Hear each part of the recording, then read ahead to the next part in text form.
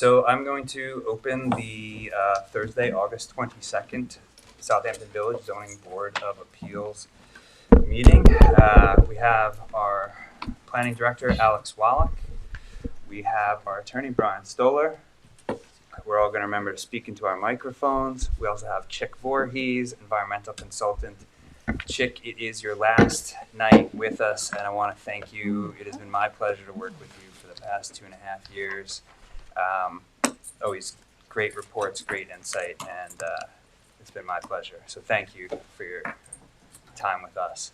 I appreciate that very much. Okay. And then to my left, I have Linda Munn, Thomas Kepner, Carol Zacharias, and Joyce Jifra. We have some written decisions to adopt if everyone has had an opportunity to read those decisions from Brian. Are we familiar with 146 Halsey and ready to go on that? Okay. Brian, what's the process here? Process is just to approve the draft decision provided by council. Okay. So, yeah, I move to approve the draft decision as written by council. Second. Aye. Okay. All in favor? Aye. Aye. So we have a unanimous approval of item 1. And that's case 3162. 3162. Those Thank taking you, minutes. Okay, case 3155, 1750 Waterview. There's some late amendments, but I think we're all set there. So I will move to accept the draft decision as written by council. Have a second? And the Okay. special conditions report prepared by Nelson Copeland Voorhees. I'm sorry, say that again. And the special conditions report prepared by the environmental consultant. Of course, thank Okay. you. Okay, so we're set to approve this project.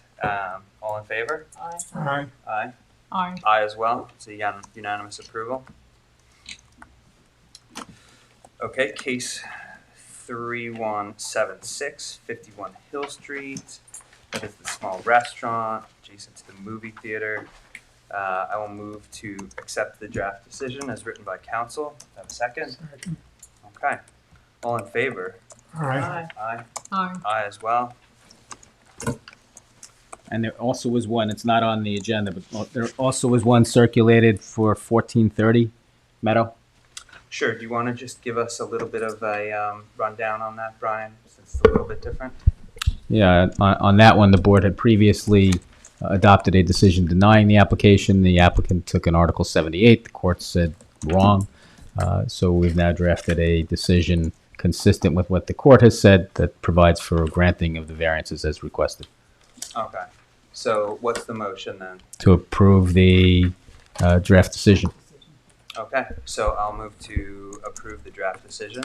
Second. Second. And all in favor? Aye. Aye. Aye. Okay. Thank you, Brian.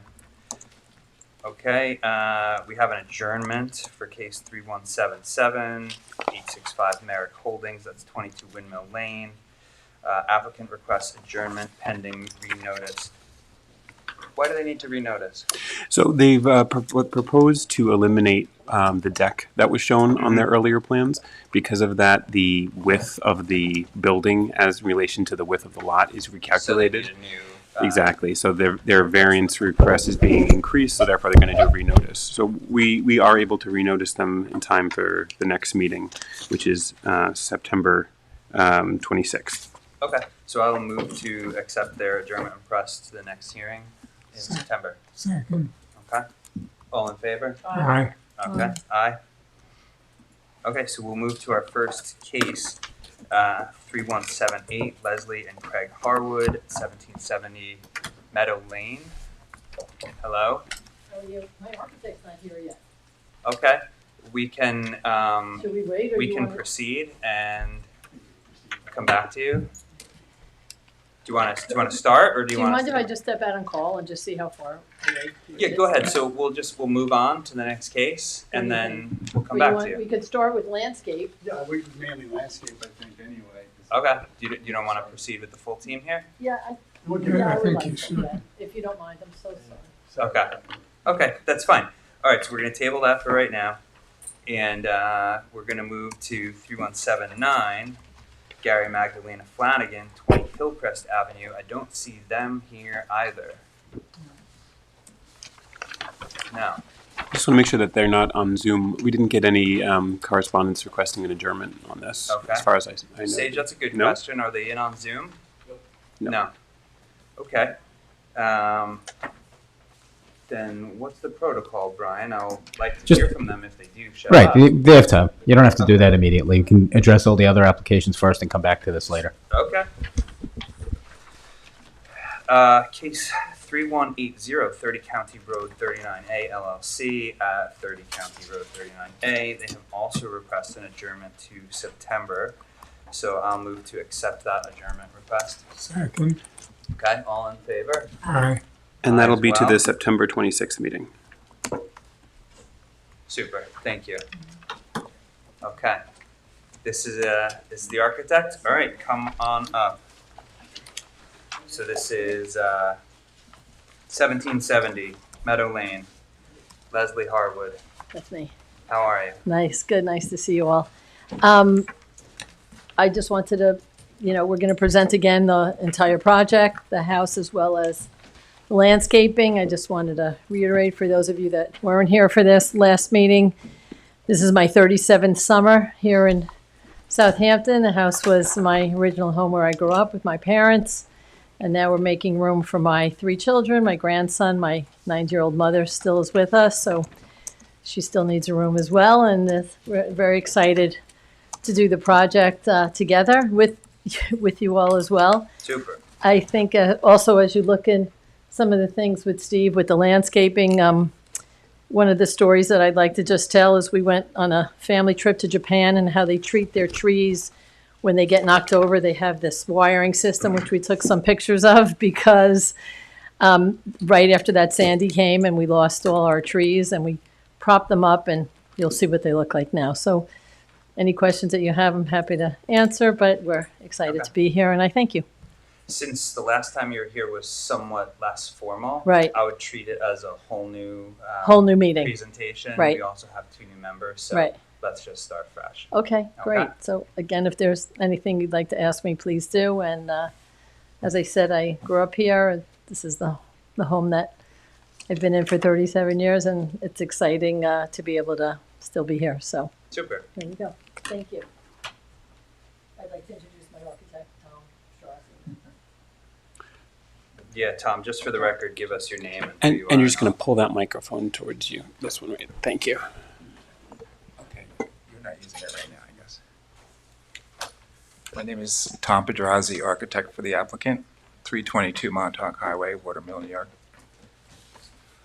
Okay, so like the chairman said, we'd like to just start from the beginning. Mr. Chairman and members of the board, we understand the importance of protecting the village precious wetlands.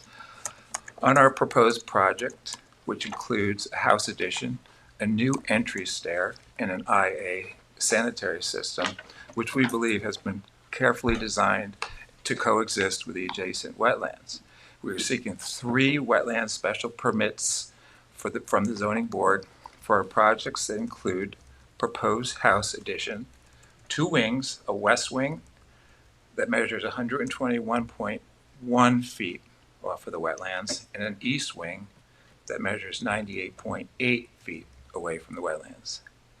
These wings are, we feel these wings are non-substantial in size and designate and designed to minimize the impact on the wetlands, where 150 feet is regulated. Actually, Tom, let me interrupt you for just one moment, if you don't mind. Alex, let's just put out there the fact that these guys are asking for a wetland special permit only, right? We're not seeking any area variances for setbacks, dollar line type things. So the metric here for the board is a little bit different than the standard 5 points, I right? saw some dollar line stuff.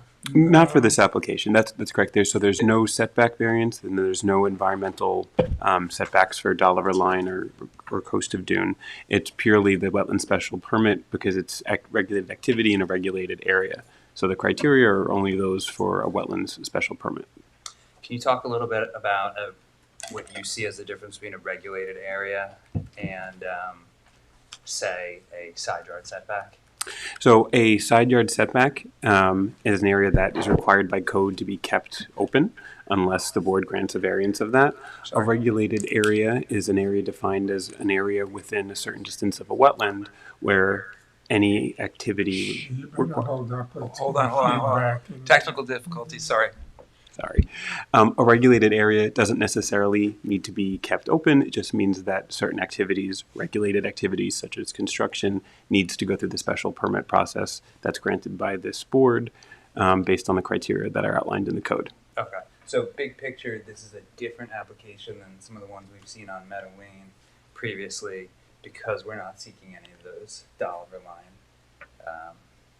setback reliefs. Okay, Tom, sorry, thank you. So the house part is as of right. The existing house that's there. It may be legal non-conforming based on its location, but I understand the existing house has a CO and the board is considering only the additions to it. Gotcha, thank you. Sure. And before I continue, I just wanted to point out that we stayed away from those lines religiously, and those lines were sort of the beginning of where the whole process began. And because of those lines and those setbacks and those requirements, we really had a very little place to develop, what a program for what the family really needed, and that was to add 2 bedrooms essentially.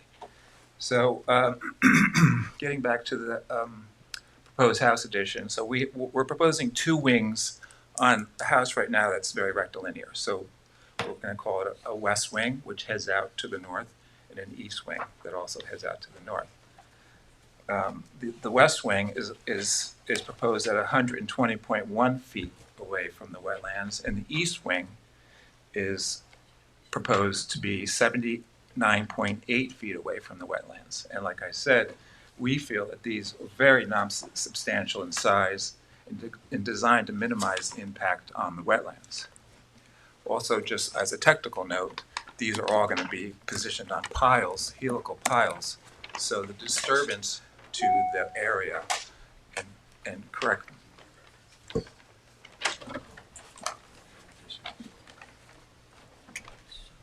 So you can sort of see graphically where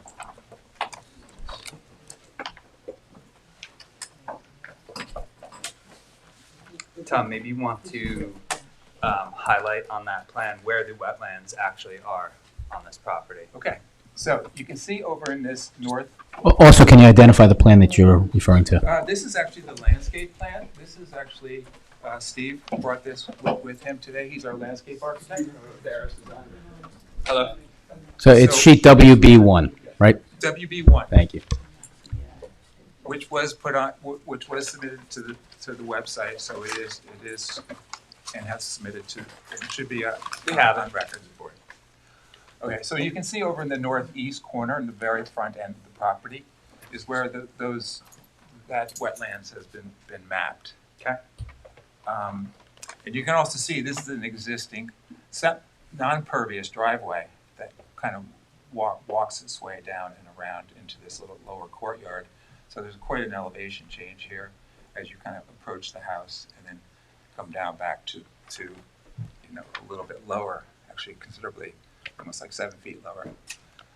So we proposed just to put a proposed addition off of this side, and just to let you know, we had to step this back because of the side yard setback, right? So this was non-conforming, this setback. The setback that we had to get to was 30 feet, so we weren't at that setback, so we actually have to jog this addition back. So that's why a variance is not required on this property. And also, any kind of a pyramid variance was not required because that would keep us out of that pyramid, just as a side note. Okay, so that's what we consider the north addition, and this would be considered the west addition, which actually comes over a deck. So we're protruding out to the north on this little portion, and this little portion over here. And this is the new staircase leading to a completely renovated, we'll call it a gut renovated house. And this existing house for 35 years, modern, you know, we're gonna keep most of the steel, most of the fenestration is gonna be removed, but we're keeping what's there, essentially.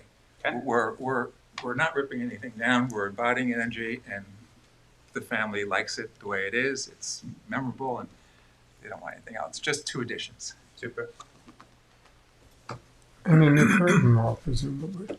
Sorry? A new curtain wall also. Well, no, there's, the curtain, we're gonna try to restore the curtain wall. Oh, thank you. Are you familiar with the piece of property? I mean, Yes. this is that curtain wall. It's a Cournier curtain wall, galvanized, so it'll last forever. But the glazing the seals have given way in a couple of the panels. So the intention is to try to restore it. The Cournier rep says we can restore anything. We're gonna put new glass in it now.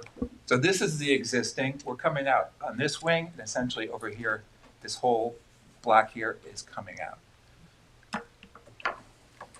But we're gonna keep that opening. That's sort of like our focus. That's sort of where we're entering. And you can see it right now, it's just sort of like a staircase that just sort of winds down and very rectilinear.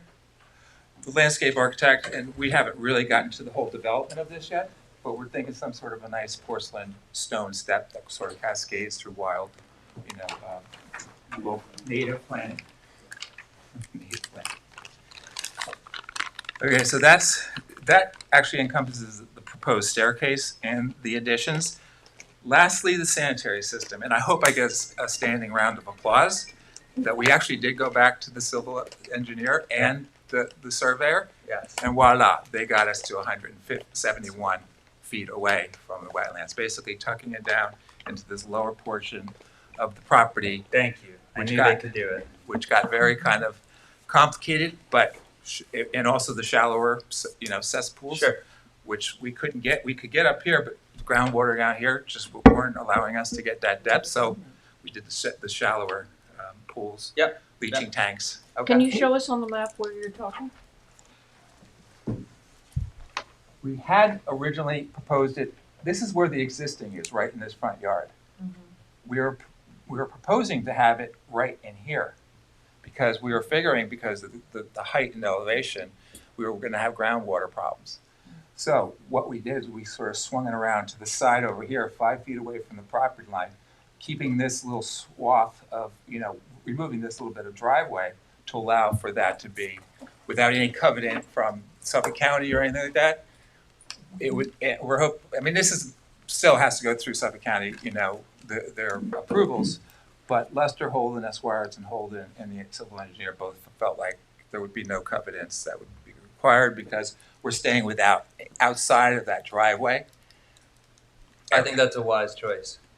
Does the county have this yet? And They have it in the works. I mean, Okay. you know how they take everything, as a grain of salt, Sure. but we are working through that in a very preliminary set Okay. with Lester and, the county. Well, yeah, it was one of my comments the first time we spoke, so I appreciate you finding. I think it's a better location. We For it, we so I we appreciate we that. really kind of went back to the drawing board 3 weeks later. Lester came to me and said, "Listen, Tom, I think we can make this work, and I think the health department will go for it. And I think without any covenants on, covered, parking over, the leaching fields, we should be okay with it." Good. Yeah, you don't want the covenants anyway. No, something, Lester was like, "Tom, we really have to stay away from that because nothing but, headaches and heartaches." And they come out and they scrutinize you twice as hard. They make sure that you're not, and they'll check it and they'll check it and they'll check it, and then no. I agree. So So that, before you go on, just want to be clear. So your item number 3 for which you need relief, which identifies the septic system as being 75 feet from the wetland boundaries, you're saying is now 171 feet? 78. I'm saying it's 178 feet based on the 178. survey that you should have in front of you. Yep, and that's reflected on version 4 of the agenda. Okay, I'm still at 1. Now, at our last meeting, I want to just sort of, and Steve will come up and sort of just fill you in most of this, but reasons for the special permit, in a diagram that I'll show you right here. this is really where our buildable area without any kind of variance on it. Tom, just give us your drawing number. Oh, A000. The old A000 sheet. And what are we looking at here? We're basically looking at where the area is that we could actually build anything on this property without having to go in front of you for some special permits. Mhm. And that's this little triangle Yes. right here. So you can see where we're really trying to stay. That's our septic. The magenta is our septic. This is our all the wastewater management. You know, all the dry wells. Mhm. So we also tried to keep that away from this, obviously in this area, but there's a lot of, runoff from the tennis court, which you were concerned about last time. It is a sunken tennis court, so the client Leslie's, says it gets some water, but it drains very quickly, and you just resurface. Yeah, you just resurface that tennis court too, so it's Okay, we'll get to the tennis court. okay. So that is the area that basically we have to work in without a variance. Sure. So obviously that's not really feasible, and this is a very, there's a lot of things going on, not Right. Dolliver lines, the setbacks from, the wetlands, setbacks from front yard, backyard, side yards. So Just so we're speaking this right vocabulary, you're not actually asking us for a variance. we're not asking you for a variance, no. Okay, so the existing septic system is outdated and needs to be replaced. It needs an update, probably 35 years old. So that's something that we can't take off the table. It has to be done. Not only that, but this is certainly, advantageous for the nitrogen out of the soil. The project proposed is to increase the bedroom count from 6 to 8. Meadow Lane, that's not crazy, and they're not gigantic size bedrooms. They're all pretty much the same size. I mean, it's a vacation home, it's a weekend home, and Leslie keeps saying, everybody should have the same size bedroom, even her. So it's sort of like they're not great size. We're not overbuilding on this piece of property by any stretch of imagination. The project is basically starting over from scratch with the structure, some fenestration, the large wall, maybe some some of the floor joists, but basically HVAC, electrical, plumbing, all new. By the way, there is a geothermal system on the property, open loop, that has to be closed to closed loop. It's flooding the yard right now, and it's, but it's working. And then, You the will be- photovoltaic will supplement that. Are you abandoning the system, or are you just We- doing a new? We are abandoning and doing a whole new closed loop system. Okay. Did you make the list of water users with the open loop system the county publishes? No. No? Okay. I know her dad was a big water. I don't know if you know about the water from Hampton Bay, is that people in Southampton were paying for water from Hampton Bay from 1935, and I don't know, 20, 30 years ago, my father found it, so we bought. We can't get any of this on the recording. Okay. We can't really hear you there. So anyway, the next one is just a sincere, gesture that, it's a 35-year-old structure. This is the 4th generation Harwoods that are going to be occupying this structure. It's a family house. They plan to pass it on from generation to generation. Right now, it just doesn't, it's not modern. It needs to be modernized, and it just needs to be brought up to, a habitable space and that they don't have to deal with for another 20, 30 years, hopefully, knock on wood. So those are sort of the reasons, Okay. our reasons why we're asking for these 3 special permits. Now, I'd like to have Steve come up and talk about the rest, because a little bit of that is like, our mitigation. And we spoke last time, and Mr. Voorhees did a very good outline on what his thoughts were. And so, Steve. Good evening. Steve Naroda with Harris Design, 38 Nugent Street, Southampton. So, as Chick noted, we watched, I wasn't present the last meeting on June 11th, but I did watch the comments and heard the comments that Chick had provided to the board. Mainly, with these additions, we're decreasing the setback to the wetland. And based on chapter 116-19 of the code, we have to come up with a mitigation plan based on that. So what we're doing to mitigate is, one is to remove within the 125-foot landscape setback. We remove impervious surfacing, the asphalt driveway, and convert that to a pervious driveway. And also remove approximately 12,000 square feet of lawn area that's within the 125-foot landscape setback and replace with native vegetation. This is a photo of existing conditions today. I don't know if you can see that this lawn area that's present now will be removed as part of the mitigation effort and replaced with native vegetation. Is that photo previously submitted to the board? No, I brought this evening just to present it, but I can submit it to the board. Please. Thank you. There's three of them here I can submit. But one of them we wanted to show also, Leslie sort of alluded to the kind of stewardship efforts they've made over the years to try to stabilize these trees. They have cedar trees, pines, some Russian olive on site that they've tried to stabilize, especially after the storm events we've had, and, Superstorm Sandy. So they have. She went to Japan and studied how to best stabilize them, and so that's what's presented here in the photos as well.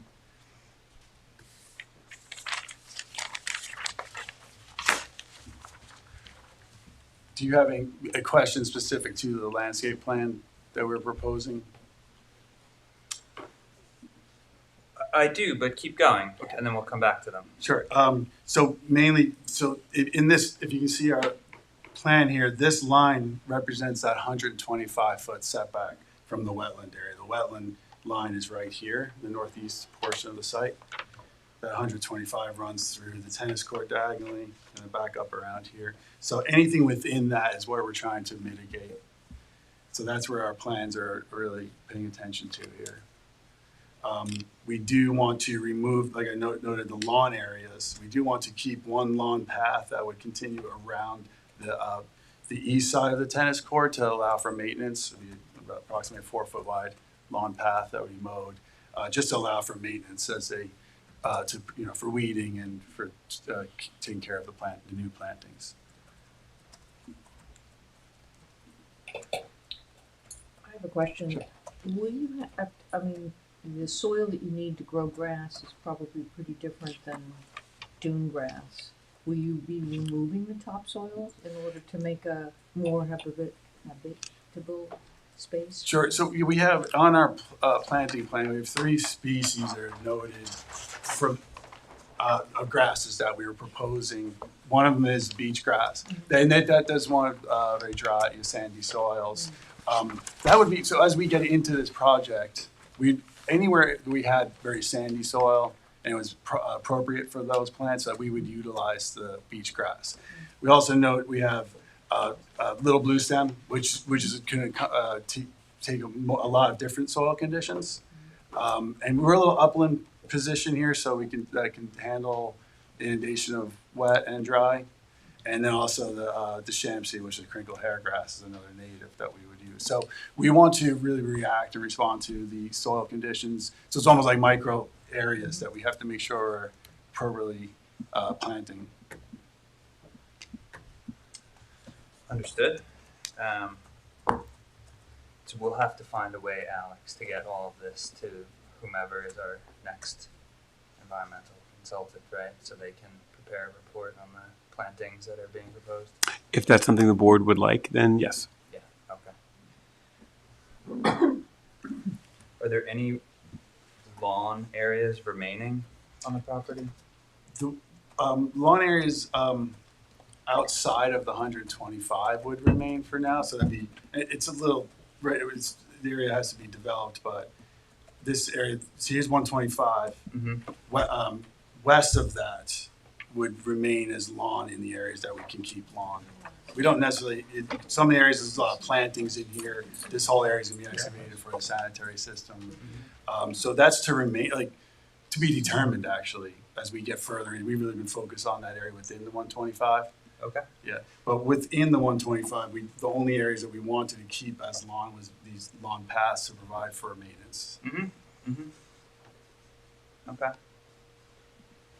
Tom, if I look at your 3 areas of addition, the one that sticks out to me is, I guess, what you were calling the. Are you looking at the before and after? I'm looking at your page A200, Okay. the first floor plan, and I'll also refer to A 300 as well, the second floor plan. So, talking about bedroom 2 and bedroom 8, which you were referring to as what, your eastern addition? Just let me bring that up. Sure.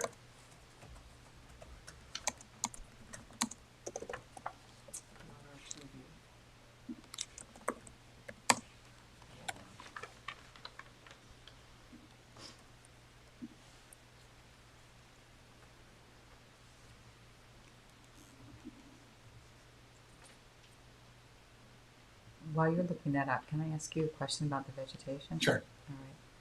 The lawn path to remain. Looks lovely, no problem. But I just have an educational question for you. Why, you mentioned that the lawn path will remain so that you can maintain the other plantings around in those areas. Yeah. Why a lawn to do that? Why not stones? Why not something else? I'm sure there's a reason. Typically, when we're working in buffer areas, Mhm. we use lawn because it is pervious. Mm-hmm. And it's easy to walk on. Oftentimes, depending on the regulatory board we're in front of, they don't want hardscape in the buffer areas, or they want to reduce the amount of, because that represents sort of impervious surfaces. Is there an indigenous species that could be used instead of non-indigenous grass? They call it a native fescue. It's sort of the fescues they use at golf courses in the roughs. Mhm. It's usually a mixture of red fescue, tall fescues, and a couple of different fescues they mix with that. You can buy either seeded or you can actually buy it as a sod now. They're trying to develop the lawn alternative is a challenging one in our area. Okay. The Mount Cuba Center has done some good trial research on it, and they have a type of sedge that seems to be potentially very good and native, but it's not. But it's a challenge. It's not on the market so much. Okay. I know some growers that are growing it, but hopefully there'll be more coming on that's So we- steppable. They can You actually have walk to, on. essentially, it's practical and necessary to use. Yeah, this. yeah, Okay, right. great, thanks, appreciate it. To piggyback on what Carol said, I think I would have also expected like a crushed gravel on sand with pea gravel on top for the pathways. If we're talking about wheelbarrows or little tractors, don't we see that getting kind of muddy and all on the grass? Well, we haven't seen any drainage problems on this property, so we thought lawn would be appropriate. It's the easiest thing to maintain for them, for the owner, to install. It's probably the most cost-effective thing to install as well, because when you get into gravel, you have the edge restraints, bases, that kind of thing. So that, and this is pretty common for us to use a lawn path for that, but there are Okay. options, yeah. Okay, well, our environmental consultants will give their analysis of that. All right, so I'm ready, Mr. Chairman. Okay. So we're talking about bedroom 2 and bedroom 8, which you were referring to as what, your eastern addition? That's right. Now, if I look at the western edge of your house, it's furthest away from the wetlands, and I wonder if those 2 bedrooms could not be further west. Well, we have the big fenestrated, the big wall of glass between the two. I guess I'm thinking, yeah, I see that. I'm not proposing to disturb that.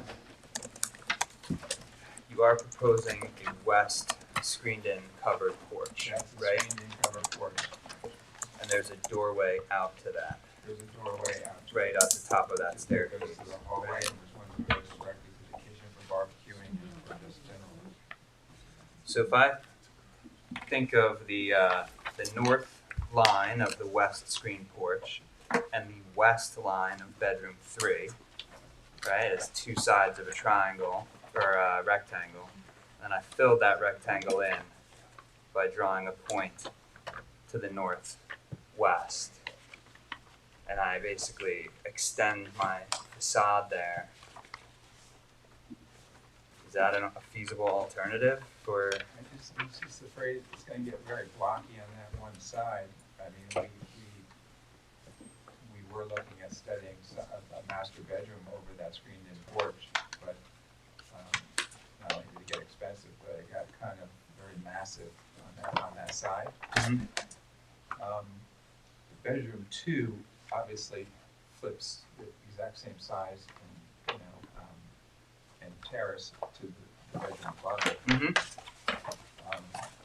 we do step back that distance that we're required to step back to the side yard. The other thing is that on the second floor, that becomes a private suite for Craig, the other property owner. And also to take into account the views of the bay, Sunset in particular, this is like the prime spot for viewing that. And you can see over here on the prime spot, they have a ribbon window, which really has it doesn't have any charm.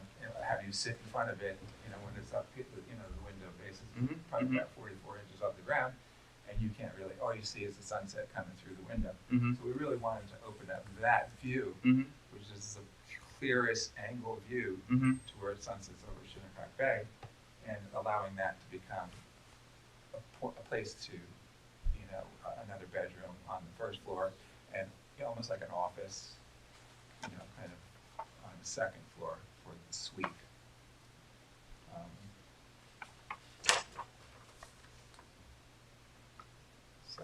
My answer is, it's been studied. We've studied everything on this project for the last 3 years. It seems like we've gathered all that information. It seems like that east wing was always like a winner, and then the west wing was sort of added onto and readapted, and then the screened-in porch just became a necessity, because the bugs and the sun, and there's really no shade on this property unless you have a covered porch. And then the covered porch was added as a solid roof, so then the second story became another sort of porch area, and that's going to have its own amenities on it, namely an outdoor fireplace, whereas the screened-in porch might be a place you spend the summer and have a summer meal.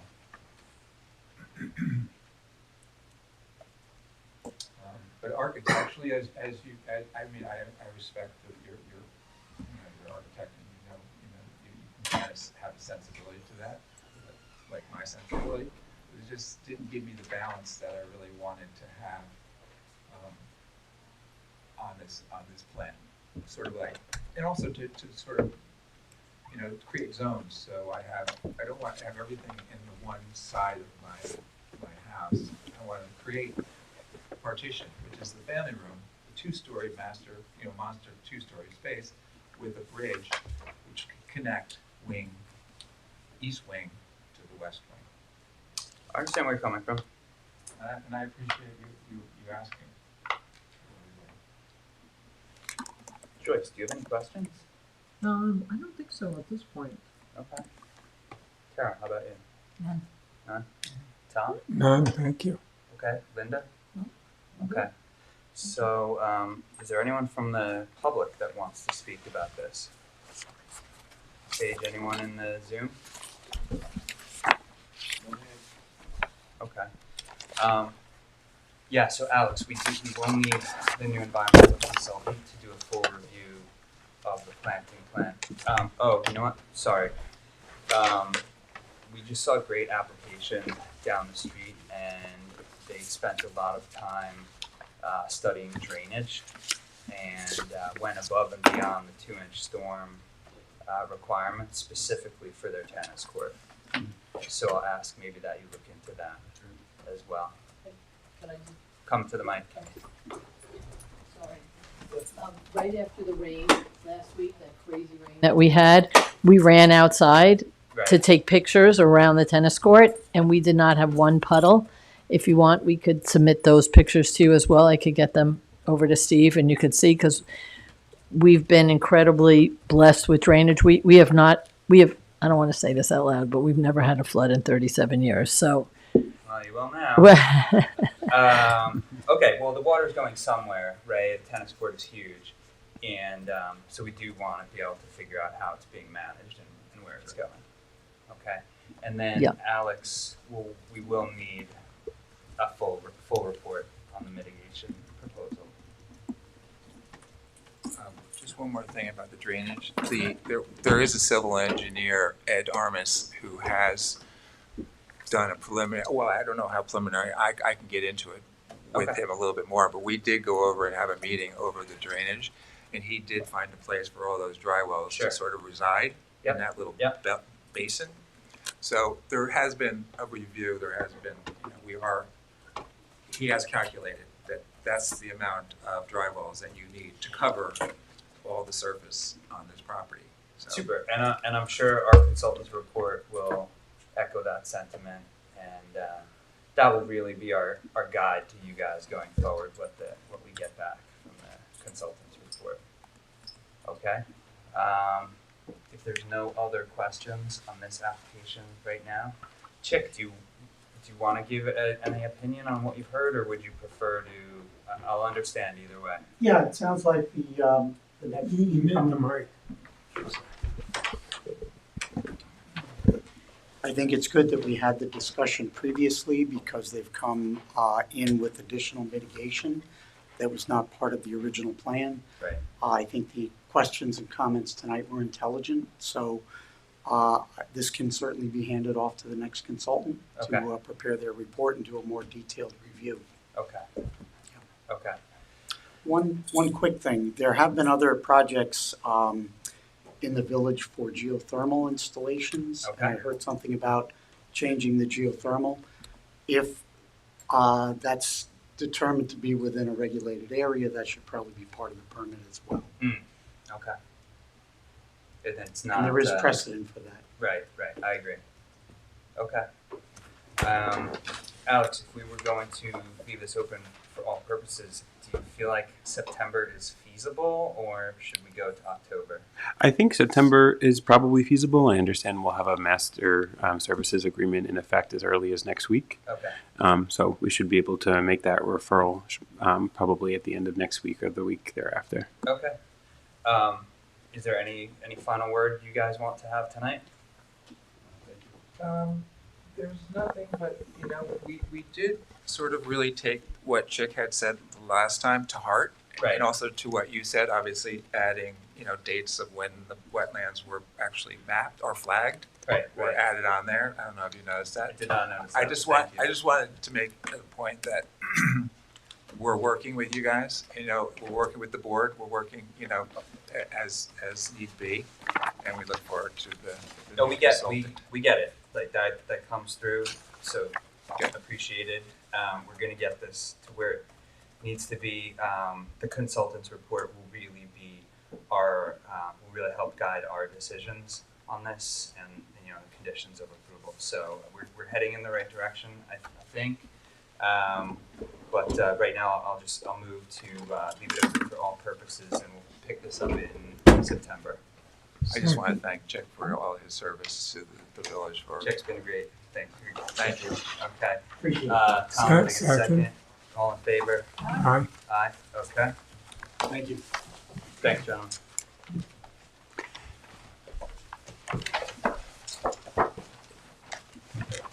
We're packing up, Mr. Chairman. I don't see any other wetlands matters on for this evening. That is it.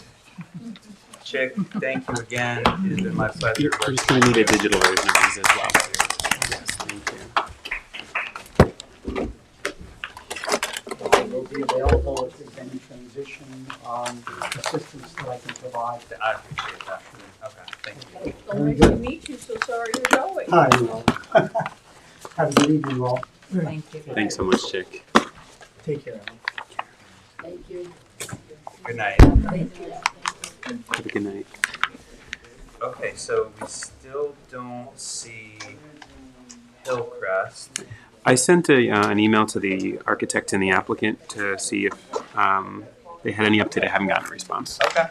Okay, so then we'll move to case 3181, Soraya DWB LLC, 375 Ox Pasture Road.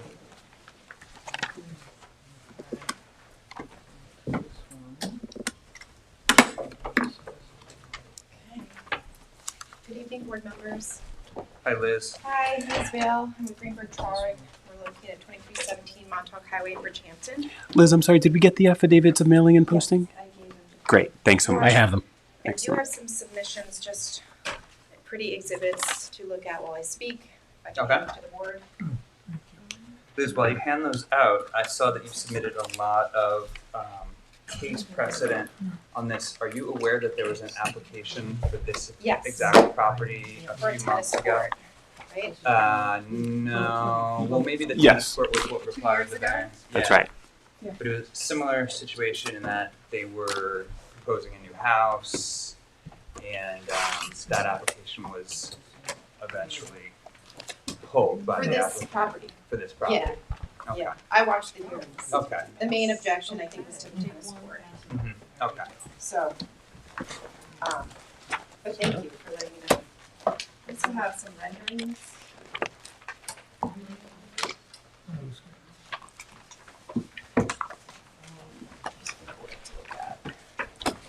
Well, here's more pictures.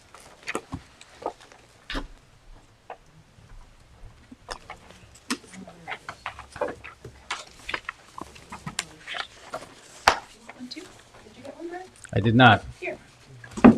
Thank you. Okay. All right. So, good evening. Again, I'm Liz Vale with Greenberg Traurig. We're at 2317 Montauk Highway in Bridgehampton. I'm here tonight with Eric Peterson. He's our architect. He's with Architectural Works in West Hampton. And I believe Brian Van Hagen is going to join us maybe for the building details as well. He just walked in. And we're all here on behalf of the applicant. So, this application is for accessory structures for the property located at 375 Ox Pasture Road, and it's in Southampton Village. The property is 81,203 square feet, has 2 front yards, and here, I would just ask you to open up, just so I can place this correctly,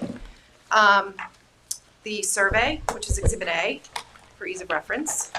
And you can see it has 2 front yards, one on Merrily Drive, one on Ox Pasture Road. And we are seeking variances to allow for accessory structures to be in the front yard on Merrily Drive. Specifically, we need variance relief as well for setback relief to allow the proposed pavilion to be 59 feet where 90 feet is required. The proposed pool house to be 60 feet where the pool house, the shower, and the pergola to be 60 feet where 90 feet is required. And then the cellar entrance is 53 feet where 90 feet is required. So we need setback relief for those 4 structures, in addition to allowing structures to be in the front yard for accessory structures. And then we also need relief to allow a proposed pool to be an accessory structure in the front yard. However, and importantly, the pool meets the 90-foot accessory setback for a front yard accessory structure setback. Okay? So it meets So the the setback pool is relief. 90 feet from Correct. Merrily Drive. Correct. Thank you. Yes. Okay. So just to go through the 5-part test with the board, there will not be an undesirable change in the character of the neighborhood or a detriment to nearby properties by the granting of the variances. If you look at Exhibit B, which is the aerials I provided, you can see. Yeah, sorry. So you can see that these properties abutting 375 Ox Pasture Road, all of the houses, and the way this street was developed, this through street really, the property on the through street, have houses that are, the facade is facing Ox Pasture Road, right? So you can see the houses are closer to Ox Pasture Road, right? The addresses are Ox Pasture Road. The facade and streetscape is directed towards Ox Pasture Road, and all of the accessory structures along this street were placed abutting Merrily Drive, and you can see they're all placed in the back of these properties, right here. So you can see by the aerial that the property is being developed in the same nature and character as the existing neighborhood. The three neighboring lots, just get a sheet here. The three neighboring lots include 427 Ox Pasture Road, 419 Ox Pasture Road, and 405 Ox Pasture Road are similarly situated on Ox Pasture and Merrily Drive. All receive variances for setback relief and accessory structures from this board. 419 Ox Pasture Road, which is actually right here, okay, has a tennis court 40 feet from Merrily Drive where 90 feet is required. 154 Captain's Neck Lane, which is up here, has a tennis court 88 feet from Merrily Drive where 90 feet is required, and actually 30 feet from the rear yard where 35 feet is required back here. This is 35 feet. Across the street, 65 Merrily Drive has a tennis court, pool house, generator, patios, and it all meets the setbacks. It's actually, I believe, right here. However, they are maxed out at their lot coverage. So they didn't get a variance from this board for lot coverage, but that's what it looks like when the lot coverage is pretty much maxed out. They meet their lot coverage max.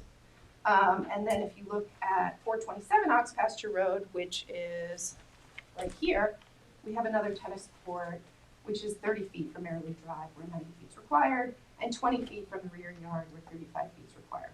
Has a pergola, patios, and not shown on the survey, and there's playground equipment, all well within the 90-foot setback to Merrily Drive. And that's all right here, you can see, on the corner of Captain's Neck and Merrily. Okay. So if you take a look at Exhibit C, which is the next one, you can see they've superimposed our site plan on the aerial, along with the landscaping plan around it, and you can see how it fits within the character of this community. The landscape plan will ensure that all of the accessory structures will be entirely screened from neighboring properties and Merrily Drive, mitigating any potential or perceived impacts from these typical accessory structures in this neighborhood. The proposed accessory structures exceed, notably and importantly, the rear yard setback requirements of 35 feet for lots greater than 80,000 square feet in R120 zoning district, which is where we are. And this is important because when you're considering through lots and the development of lots on neighboring this property, Merrily Drive has always been treated as the rear yard area for these lots. By adopting a 35-foot rear and side yard accessory setback code provision, I believe the village has pretty much categorically determined that a setback of 35 feet for accessory structures in a rear yard is not impactful to neighbors. And that's what we have here. We exceed that by, again, we're at 60 feet, 53 feet, and 59 feet for our setback. But it's not really a rear yard though, is it? Technically, no, but Okay. considering the development of these lots, it's treated as a rear yard in this neighborhood. The lot just to your west, doesn't have anything on Merrily. No, it doesn't. Okay. Yeah. The benefits sought by the applicant cannot be achieved by some method more feasible for the applicant to pursue, other than the variances requested. Again, the lot has no rear yard. Therefore, the placement of any accessory structures requires variances from this board. Additionally, although the proposed structures at 53, 59, and 60 feet exceed the rear yard setbacks, they cannot meet a front yard setback of 90 feet setback requirement. Here it bears reminding that this roadway at Merrily Drive has always been treated as a rear yard in this neighborhood since it was developed in the 1970s and 80s. The purpose of a 90-foot setback requirement, and this is important to consider as well, is to really prevent accessory structures from being seen from the street. The way you want to develop your streets is to make sure the facade of a residence is the streetscape. It makes up the streetscape, it makes it beautiful. You don't want to see a pool in the front yard. Here again, because of the landscaping, none of the accessory structures will be seen from the street at all on Merrily Drive. And the streetscape is in keeping with the rest of the neighborhood because it's on ox pasture. Let's see. So the requested variances are not substantial in nature. Again, this request is driven by the property having 2 front yards, and a reviewing board must consider the totality of circumstances when you're considering if the relief is substantial. We meet the rear yard setbacks, again, even though it's technically not a rear yard.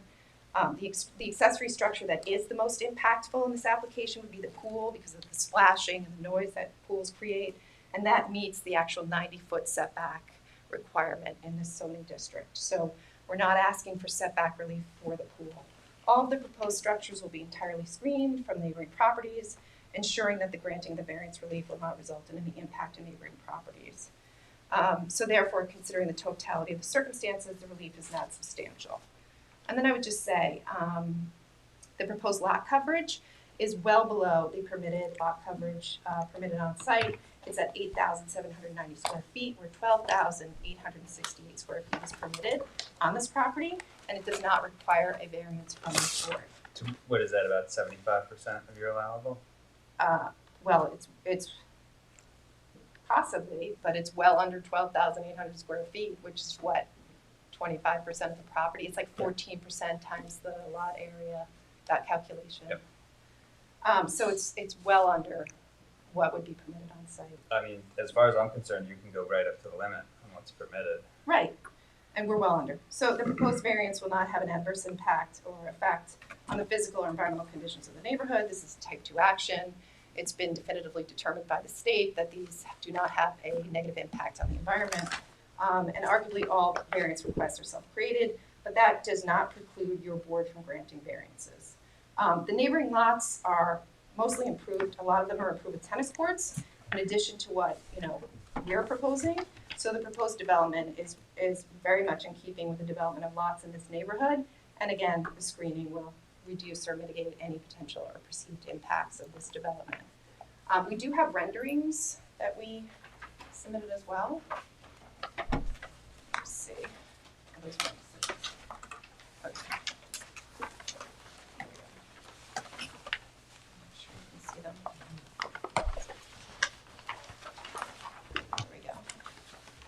This is of the pergola, the pool house and the pavilion. And then the little pergola is just this rose. It's supposed to hold the roses in the front. It's not really as structural as the term implies. So we did review some of the neighbor letters that were submitted regarding this application. I think the first one that I read was the one submitted today, where they asked for the pool to be shifted to be parallel to the house to further increase setbacks to Merrily. First, I would say that this would unnecessarily crowd the area around the house. The pool already meets the 90-foot setback. There's no purpose in moving structures closer to the house when in fact every other lot in this neighborhood is developed similarly. Indeed, the property's at 419 Ox Pasture, 355 Ox Pasture, 39 Merrily, 65 Merrily, 95 Merrily, 154 Captain's Neck, 390 Ox Pasture, and 420 Ox Pasture all have pools that are placed perpendicular to the house. You can look at that on the aerial, I'll show you. They're right here. You can just look at the aerial and see all the pools that are placed perpendicular to the house. Any pools that are actually placed parallel to the house are generally right here to allow for the space to have a tennis court as well on site. And those that don't generally put their pools perpendicular to What was the neighbor's reasoning behind asking you to turn it? I'm actually not sure because that particular neighbor, I think, is at 39 Merrily Drive. And they were saying that they thought there'd be noise from the pavilion or pool over here. And if you look at the way 39 is developed, you can see that here. Let's see, so we're here and 39 is here. And if you measure the little patio where they're going to sit outside from their house to the edge, the very edge of our property, it's about 450 feet.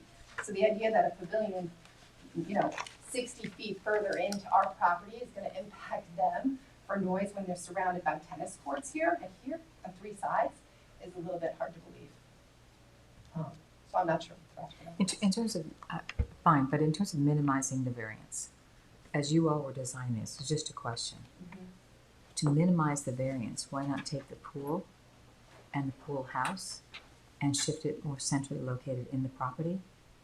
I think the goal was actually, when we were designing this, was to minimize the impacts to the neighbors, right? So when you look at the way these properties are developed, you can see that this neighbor he's actually another person who wrote a letter, and he said he thought that there was too many accessory structures being permitted. He's actually erroneous in his letter because he said there were 2 pavilions and 2 pool houses, which is not true.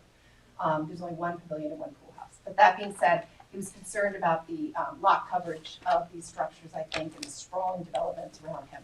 So in essence, we tried to make sure that the pool we were placing was not parallel to the house, but was perpendicular to the house and offers a greater setback to that lot, right? Also, over here, this is landscaping. This is the pool house, this is the pool pavilion. You can see that these are a little bit over here towards the house on the other side of the pool. And this is not really the developed used part of their property, so it won't be as impactful to them because they're going to use the pool over here. So I think the development actually was thoughtful about the neighbors, regardless of whether the pool is parallel or perpendicular. So, but my question is this, on what you're showing. Yeah. If we take a look at the pool, Mhm. you can shift the pool a bit to what I'll call the right, Over here. Further this way. correct? Or keep it the same, Go east or west. and then, sorry, which way is Over this here. way? Why not put the pool house and pavilion to the west of the pool in the absolute center of this property? So it's absolutely, Because then you're basically, what you're doing is you're imposing like a 90-foot buffer on this property. So you're saying, yeah, you can have this beautiful property, but because there's a front yard setback, because they built Merrily Drive here, mind you, after these lots were all developed, by the way, and created a front yard over here, because of that, you can't use the entire length of your property. so. That's what you're saying. Well, You're gonna have a 90-foot I'm not saying buffer. that, I'm just asking questions. But that's why, because you wanna Okay. have a good Okay, ordinary layout let me, of your property, like a, let me ask another question. sure. If I look at the other three properties Mhm. that are, was this west again? Sorry, west. None of them they have tennis courts. These properties here? Correct. Yes. They have tennis courts there, Mm-hmm. but they don't have these structures there. And that's what I'm trying to do No, is they a little, do. This does, right here. See? This is a structure, 100%. It's quite a distance off Merrily Drive though. But it's within the 90-foot setback for sure. Agreed. Liz, would you do me a favor? Would Yeah. you rotate yours? Oh, Because it's sorry. upside Yeah, down that's to what I'm what we're Yeah, looking Sorry, at. okay. Okay. You see what I'm trying to say? So I think Carol is on a very good track here, Liz. And as we discuss this, I kind of want to parse it into two things, right? One is your request to have structures and accessory structures in a front yard where they're not allowed, right? And I think you've made a good case for Mary Lee Drive having precedent for there being pools and pool houses and structures, Tennis courts. tennis courts on Mary Lee. Mm-hmm. So I think that we're with you on that. But speaking only for myself, I'm not speaking for the board, I do think that you have spread out on this property that is undeniably self-creating some of your need for relief from us. And it starts right at the front of the house because you have placed a garage, This garage. yep, Mhm. on ox pasture. Right. So you've essentially pushed your primary residence 50 feet off where a house could be placed, thereby pushing everything on your property northward. Do you see what I'm saying? You've got a large parking court here. You have a big property. You're starting the house over from scratch. This is a garage that could have alternate locations, feasible locations. Now, of course, We aren't seeking relief for of the course garage, you're not though. seeking. Right. Of course, you're not seeking relief for it. Right. But it is what's causing you to seek relief for your other structures. So to me, Okay. do you disagree with that statement? No, I don't know. I'd Oh. I'd defer to my colleague and expert here. Okay. He's an architect, not me. Okay. So I view the garage as pushing your home back. I reviewed the plans, they're very pretty. It's a great house. There's no doubt about that. But it is pushing everything northward. And when Liz talks about crowding in the backyard, I can't say that I'm fully on board with the word crowding on a property this large, especially when I get a sense of the extent of the lawn in the back. So I do think that you should, and this will be discussed. My own opinion is that this is a good first draft, but it's not an approvable draft. And you have to get the structures into a conforming location. You want a 90-foot setback for accessory structures. It's a street. Well, I mean, I would also defer to one of the decisions, one of the prior decisions that allowed the tennis court 30 feet from the street. Right. If I could, there's actually a great discussion in one of those decisions that I handed up to you. And it discusses, let me get the statement. It discusses how the development and history of Merrily Drive. Okay. And I think that's significant because I think it distinguishes this from just, oh, it's on a street. And let me just read it to you. Hold on. It was for the decision. But I mean, in the most black and white sense, it is on a street.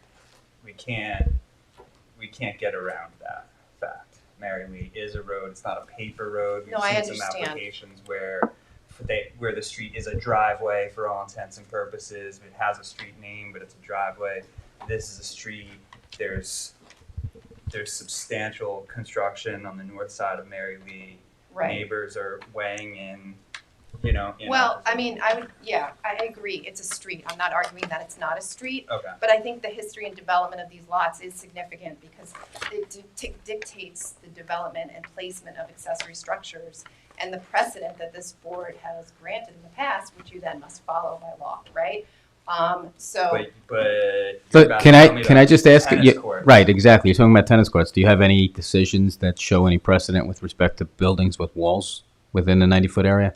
Buildings with walls. Accessory Structures. structures, not playing courts. I think a tennis court is an accessory structure. So for me, that's the same as a pavilion or a pool house. But yes, I can These get that tennis courts information. are 6 feet below grade.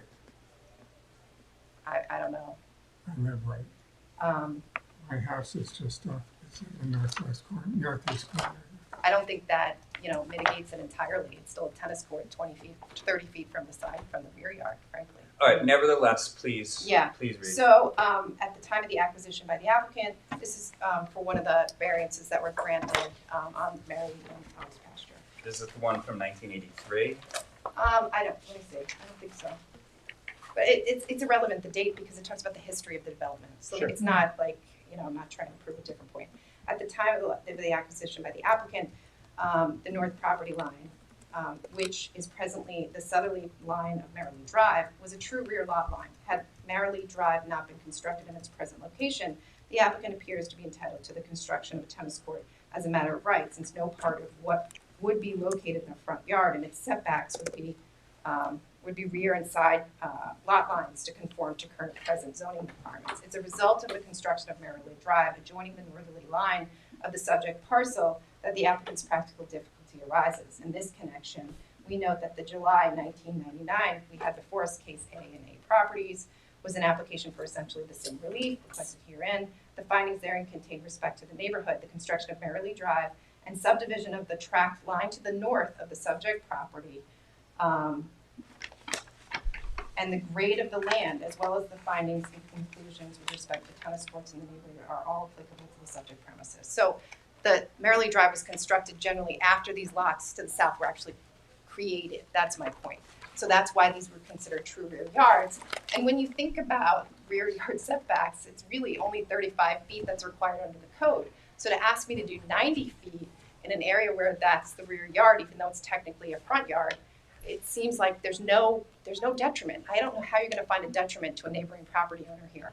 The benefit to the applicant far outweighs any potential detriment with regard to setbacks. Just trying to be understanding of what some of the neighbors are saying, and it's one thing to have a tennis court or a pool, but here there's a lot going on back there, and if we could somehow ameliorate that, I think you might find neighbors a little happier. It's the volume and the density.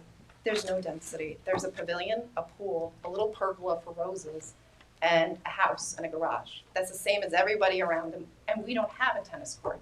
So if I may, with all due respect, there's no density. It's just a single-family residence. I agree. We're not here. customary We're not here to discuss density. Yeah. I've been on the other side of the table where I've been 1 square foot underneath. It's a house and accessory I've heard that. structures. I've heard it. I'm with you on that. What do we have on the left side of the board here? Do you guys have any thoughts?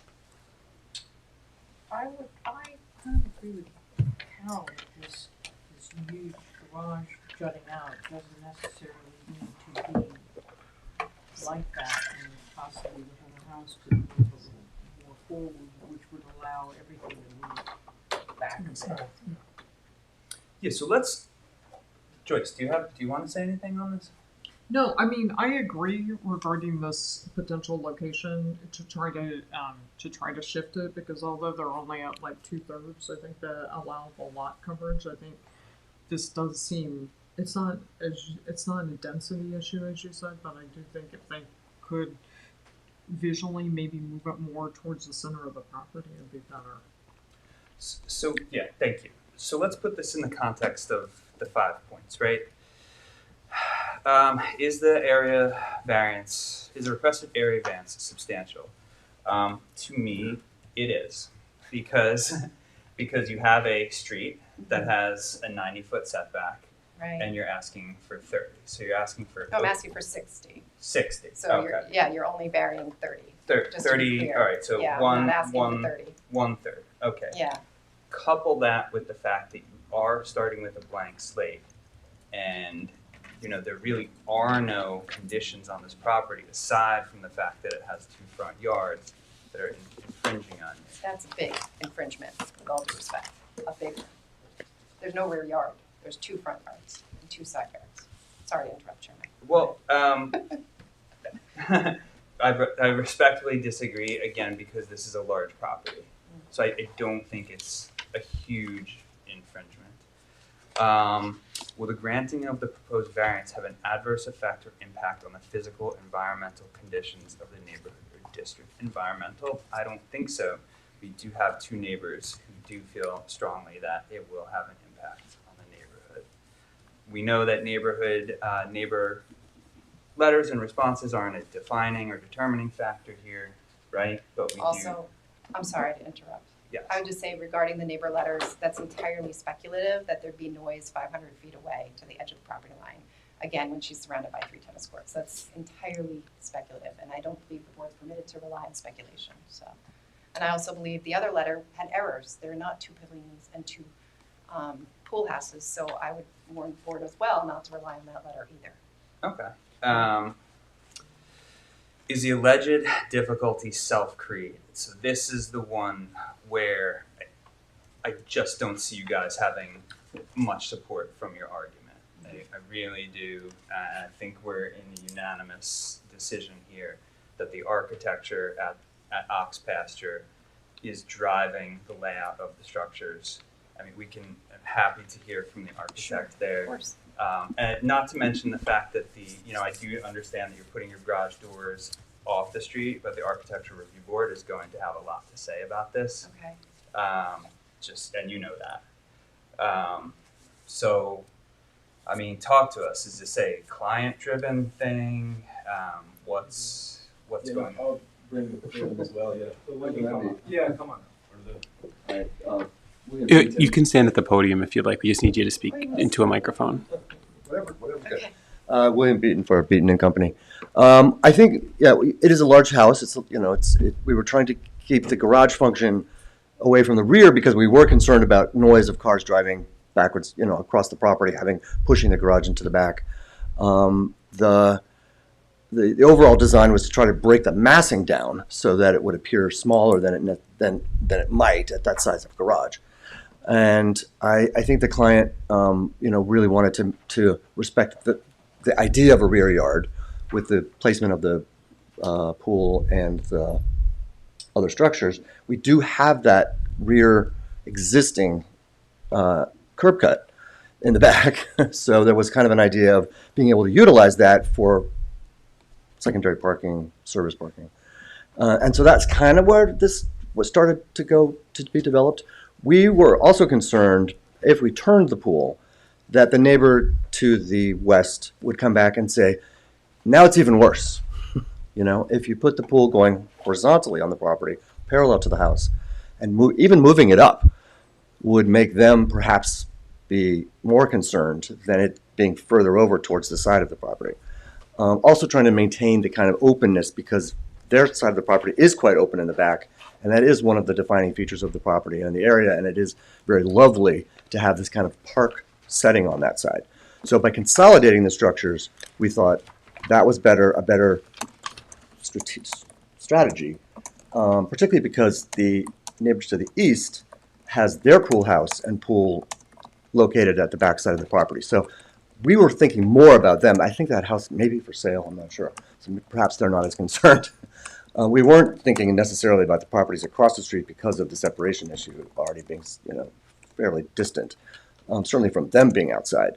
And we did think, noticing the tennis court usage, that 7 o'clock in the morning with your tennis instructor and the ball machine going is going to be a lot worse than having pool activities going on, particularly because this is not the primary residence of this buyer, and they're really a summer occupancy owner. So we were trying to balance everything. And this location, for the pool being to the side, kept the largest amount of yard open, which then the neighbor from the west could appreciate better. And the neighbor to the east already had their pool and pool house located in the back, and they have quite substantial gardens in between.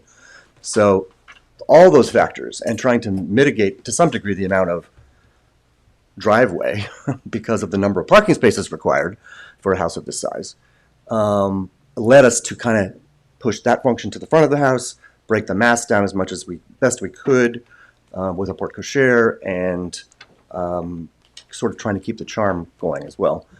And so that was the impetus for aligning things along that east property line. I understand your process there, and I'm familiar with your work, and it's always beautiful. Thank you. But do you agree with me that having the garage there has driven some of your program north? It did. I mean, I think we looked at some other garage locations. I think pushing it to the side, given the size of the house, and trying to maintain more setbacks to the side. We are well within the side yard setbacks. That was kind of a consideration also. Putting a garage, whether a 2-car, 1-car, 3-car, further back on the property was going to potentially get us closer to the property lines on either side. So by putting it in the front and breaking the mass down as we were able to, that we did consider that. Right. I think you could design something beautiful and charming and ticks all the boxes here that does meet front yard setbacks on Mary Lee. Don't you? I just think it's onerous to the client. It's requiring them to do something for this size lot in this neighborhood.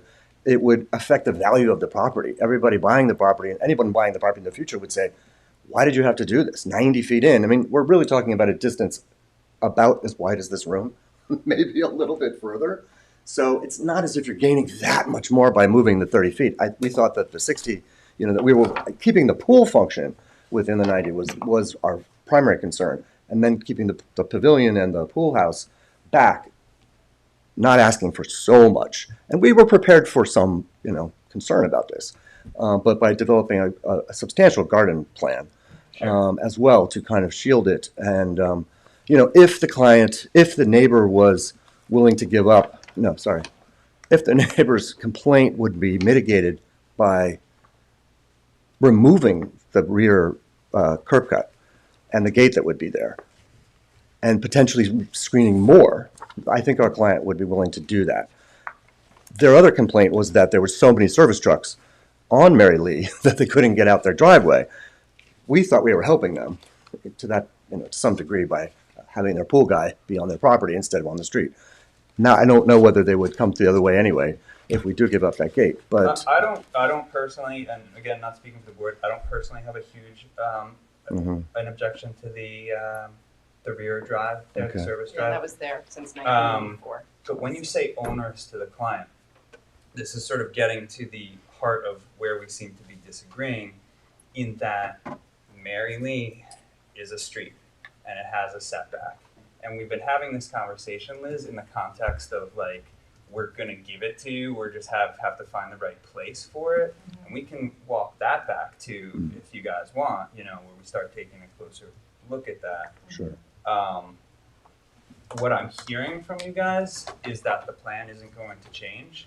No, I don't think you're hearing So- that. I mean, we would always have to go back to the client and Right. ask them based on your feedback. We've Absolutely. never ever would just come to the first meeting and be Absolutely. like, our plan won't change. That's, well, that's and not my possible. fear is if we do turn the pool horizontally and try to keep some reasonable distance from the house, that the neighbor on the to the west is going to come back again and say, oh, no, no, no, no. You're getting the pool, the deep end of the pool is even closer to our house now. So I'm not sure where moving the pool again, further we've to the center of established the that- yard yeah, could be we've difficult. established that while neighbor input is important Right, to us, right. we're not going to deny or approve an application off of one person's personal opinion. Sure. So they're already commenting. Yeah. So it doesn't. Right. They may comment more. Right. I just would really beg the board to look at all the other lots in this neighborhood. Look at the placement of each. I know there's a 90-foot required setback. I understand that. But when you look at the character of this neighborhood and you look at all the placement of these accessory structures, people want to use their entire property, not just a certain portion of it, right? They want Liz, to put I their, think you're it's really making my case for me. I mean, if I go one house to the west, right? well, that's if I just go- this guy. We're just gonna go. We'll go down Look at the. this guy. The pool's all the way back We'll go here. down. Let's go down the street. Let's do it. Okay. All right. Let's start. We'll go one house to the east. They don't have a. They have a backyard. Which one? Or where are we? If we go to the East. east, This one? yeah. They Away have a from pool the and they have this. They don't. They also don't. They They're have a not- backyard. they They have a don't have a backyard. street. That's their front yard. This is According the to the front yard. village, that's their front yard. Yeah, so there's a house, there's a structure here, a pool house and a pool. Okay. I don't. They I have- don't see Mary Lee continuing through there. I'll Well, take. this is because this little bit fronts on the property, so it's very likely that the building inspector could have said that was the front yard. It's possible, yes. If we're talking about 355 Ox Pasture, it does have frontage on Mary Lee. There would be a front yard measured only from that frontage. Only from the arc, though, right? Correct, as a radius of the Yeah, frontage here's- along this street. Here's a pool house, very close to the edge of their property, right? Okay. Now let's Far from go. the house. Now let's go to the west. Okay. Right. So one house to the west. We've got the house moved further south. It This looks like hasn't changed since the 1970s. Yep. Okay. That's very true. Nevertheless, the house is closer to the street. Exactly. The garage is part of the main structure, and the pool is very far south. They have a enormous rear yard. Which, yes. Right. Let's go one house to the west again. The house seems to be a little more in line with where you're citing your house. Yep. They And do this one. have a perpendicular pool. I don't really have a comment on perpendicular or parallel, Okay. except to say that it appears as if the pool would meet It meets the 90 the foot the bars. 90-foot setbacks, and we have established, and Brian has. This pool might not meet the 90-foot setback, I don't think, but And then we're talking about a tennis court, which is a playing court. It's different than it's an accessory structure. but it's not the same, Okay. right? Okay. Well, yes or no? I think it's an accessory structure. It's called an As accessory defined by the structure. code, and it counts and it matters, and it's definitely more impactful than a pavilion. I would say 100%. Playing court is specifically, I mean, in terms of noise, right? If that's the metric, right? Playing court is louder under most circumstances. Whether it's sunken or not is another question, right? Especially with the You can't advent of speak to. pickleball, forget it. Well, that's not a pickleball court. And then, I mean, the one to the west is an outlier, right? It's yet to be developed, you could say. The one to the west has a pool Right. in the center, but what prevents anybody from seeking the same relief? And that they're not gonna move their house, they're not gonna move the pool. If they wanted to do a pool house, more than likely, you know, it's gonna be centering the property. or He off did the get side. relief for a spa in the But front yard. The argument being made is that the context of the neighborhood today, and again, I just don't agree with that argument at all. And this one over here, You know, and then we go to the last house on the block, which has a lot. a tennis court, but I guess that's a swimming pool right out the backyard of the That's house. a pool, yes. Yeah, This is a pool house. and a over pool here. house that conforms. This might be some kind of putting green. There's a playground equipment. That's also, let's take them out of the equation because they have three front lots, three front yards. These are still in the front yard on Merrily. Right, It's but if we're relevant. making the It's case. for precedent, it's relevant, If- 100%. Well, Under the no, law, but it's relevant. hold on. Yeah. You already have your answer from the zoning board, right? From the code. Yes. The answer is no. Okay. Okay. So you have to make your case that there's something about your property that the writers of the code couldn't have envisioned, right? And so certainly this homeowner down at the end of the block with three front yards has a much better argument than you about being burdened by the 100%. code. It's Okay. a great argument. All right, good. I agree. This guy. He has the tennis court 80 feet from Merrily. He has a front yard here and a front yard here, and the pool is situated in the middle of the property. Right, and then everyone else to the east of that house has everything in their backyard because they only have front yards. They only have rear yards, Yeah. correct? But you can see the placement of the structures throughout the property. That's what I think is significant. It helps define the character of the neighborhood. There's a sports court, there's a pool in the back to the rear, there's some kind of garden. You know, here's the pool, here's the pool houses and pavilions, here's a tennis court over here. We're using the entire breadth of their properties. That's my point. But that doesn't mean anything. It does. It establishes the character of the neighborhood, 100%. I think it's clear that the applicant's representative and the board disagree on what the character of the neighborhood is based on this being a couple of buildings rather than this being a tennis court or some other form of accessory structure. Yeah. I think it's clear. Both sides disagree right now. Okay. Okay. So I'm going to put it to you guys on the board. I would be willing to close and vote on this right now. Just in terms of your recently adopted rules, you've accepted the submission that was provided tonight. Your rules provide that you have to continue the hearing essentially to allow for others to review. I think it's 10 days or 7 days beforehand. Okay. So there's Yeah, not, we you shouldn't be able definitely to close want a tonight. chance to bring your feedback back to Right. our client, for sure, to see if they want to change anything. Okay. Yeah. Because what I'm getting from you Oh, no, guys no. is a heavy pushback. No, you shouldn't feel that way. It's, Okay. it's I would just- say we're advocating for the client to Yeah. be able to use the property as fully as As their possible. neighbors as The client possible. knew it had 2 front yards when he purchased it, or she purchased it. No, actually, I was, sorry, Brian Monahan. Oh, we need you to speak into a microphone. Yeah. Brian It's on Monahan. 2 streets, that's obvious from the picture. Unfortunately, they did not know that. They were told, again, by the agent that, you know, and they're also looking at the aerials of the other properties with tennis courts right on Merrill Lee. You know, so in their mind, they're buying this property that does not have 2 front yards. So it actually was a surprise late in the game to them. Are they suing their attorneys for contractual interference? It No, wasn't me. it wasn't Liz. It definitely wasn't Liz. But when we went into the village building department during the design phase and they found this out, you know, obviously it was shocking. We spoke to Talbot. You know, he was very helpful. We went through some of the, we foiled, Liz foiled, which took a while to get the responses back. You know, so it's been a little tough for them to stomach that, but it seemed like, you know, looking at the other properties surrounding them, that this wasn't that big of an ask. When you look at the tennis courts and whatnot, they designed the property being very respectful of that. You know, if you look at that pool house, it's extremely small. It's basically an outdoor bathroom. Well, it's small because it has to be small by code. Well, we didn't use all of the square footage for the accessory buildings that it could have. Yeah. We're under, so that was Yeah. part of our intention, was to keep the buildings Please small. speak into the mic. Oh, I'm or sorry. you gotta We start. tried to leave some square footage on the table for the accessory buildings in light of this kind of conversation.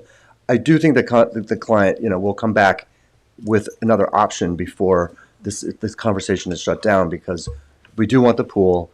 They do want these small buildings, and if we can rotate them or move them around the property and hopefully keep the pool from having to move to the center, that would be kind of an accommodation that, you know, for our side might be more, I don't know, more reasonable. Okay. Yeah. I'm gonna move to close this and vote on it at our next meeting. So, Well, can you give me more feedback then? Like, what would you permit any setback relief for the No. accessory structures? No. On Merrily? Any other board members, would you allow any setback relief from the 90 feet on Merrily, just so we know? No, no. If you took a look at that garage and you were able to comfortably move the house forward and thereby moving everything forward enough, I think that we would certainly look at your solutions. Okay. That gets close to the setback. Thank you. Anybody else? No, same thing. I mean, I totally respect the challenge with front yard, not backyard, and I want to accommodate that. Let me just be very clear. I really would like to do that. It's just that I'm kind of worrying a little bit about the community and so on. So if we can avoid 2 4-dimensional buildings 30 feet or whatever, sorry, 60. 59 and 60 feet from the line, that would mitigate it a little bit, make it a little less painful. So by shifting things around the way you've described, or mushing those, whatever you all want to do, I'm not here to design lots, but I'm trying to mitigate the variance need, which would make your client happy, but also make the neighbors happy, that's all. Yeah, I mean, look, we've been talking about this application as if it's a foregone conclusion that we're gonna accept structures In a the- front yard. In the front Oh, yard. right. So Right. you're getting a huge give from us. Thank when you. when the code is very clear that the answer is no. So bring it into the setbacks. Okay, well, I really appreciate your feedback, all of you. It's Thank very you. helpful. Beautiful design, I mean, it's beautiful. Yeah. And Thank you. When are you gonna invite us to the barbecue? So you'll keep it open for us? Yeah, so I'm You'll- gonna move to yes. keep this open for all purposes until the next hearing. Second. And all in favor? Aye. Aye. As well.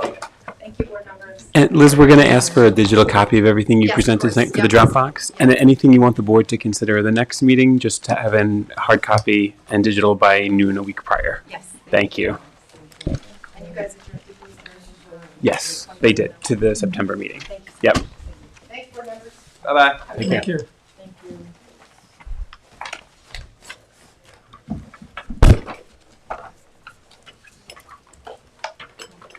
Good evening. Hi, Bill. Okay, so I apologize for being late. I've driven Good. back from Philadelphia today. Ooh. Family funeral yesterday. That's tough. Sorry, so I apologize. We had plenty to do. Tardiness. So before you start, so now we're moving on, excuse me, to case 3179, Gary and Magdalena Flanagan, 20 Hillcrest Avenue. Floor is yours. Thank you. I have submitted, and I'm assuming within your file, a site grading and drainage plan. This was the requested at the previous hearing. And so rather than reviewing all of the case which you've already heard, this is the new element that clarifies. Sure. And brings an answer to your question, as well as puts into the record how we intend to treat those issues on the lot. Okay. Alex, just a bit of house cleaning. I actually did not see this in the Dropbox. Can you just make sure that it's in there? Bill, I didn't see it either. Was this submitted digitally to our office when you dropped off the hard copies? What's that? Was the document that you dropped off, did we get Yes. a digital copy? Was that on a flash drive or an email? Oh, no. Okay, yeah, we do need a copy of that digitally so we can Okay, provide it electronically. I can give that to you. Okay, yes, thank you. All right, I'm sorry. You did get paper, you do have paper copies? We have paper copies to Right. discuss tonight. Okay.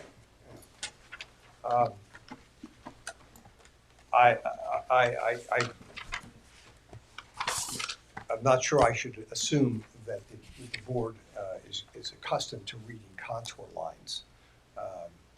But on the paper copy that I've given you,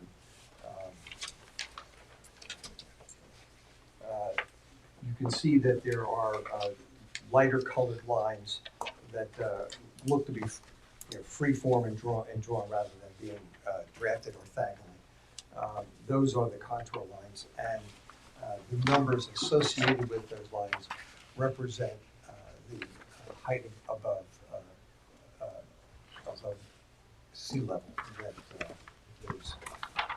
So 31 feet above sea level, all the way up to 42. To 42, that's correct. So the current property is kind of an inclined plane that tilts from the northwest toward the southeast. And it is higher for about half the distance of the lot along that western property line. And along the eastern property line, the grade then falls off again because the properties that front on North Sea Road have cut into the grade there in order for them to have a large parking plaza in the back. So there's a steep embankment that is to the east of our property. It's a stable embankment. You know, it is the drainage that is happening there. What we're basically going to do is make a flat table from about, that'll be at elevation 41, and that will extend to the northern side of the proposed garage building. The steepest part of the grading will occur along the sides of the garage on both the east and west sides of the garage. That will take it down to the grade of Miller Road, which is inclined from the southeast toward the southwest. And there's a difference in grade there of approximately a foot from one side of the property to the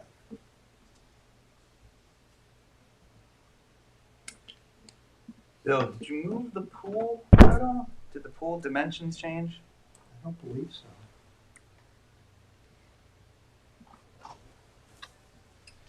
Because it says here on number 3, I think we had asked for 16 and 20. 16, yeah, I It says see. 14 and 32. I see 17 and 19. Yeah, no, yes, my draftsman. I think you shrank the pool from last time. I think they moved it. It was 1 14. foot. Yeah, Correct. I Didn't mean, make it narrow?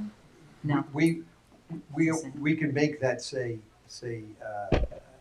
20 and 16. Because I think in our application, we were only asking for relief for one, for the pool from the west property line. I'm sorry about that.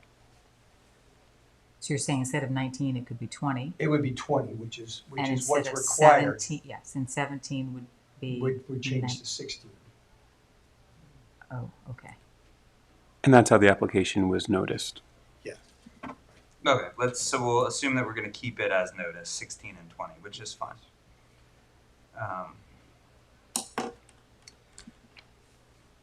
Bill, thank you for this topography. Is it safe to assume that right now the topo lines kind of just run perpendicular to the property? Right now you have them swaling to the south to sort of mitigate what would be a pretty steep. You mean along that east side of the property? On the east side, like see Yeah. how starting at 41 feet and 40 Right. feet and 39, where they take a pretty sharp turn to the south. Yeah.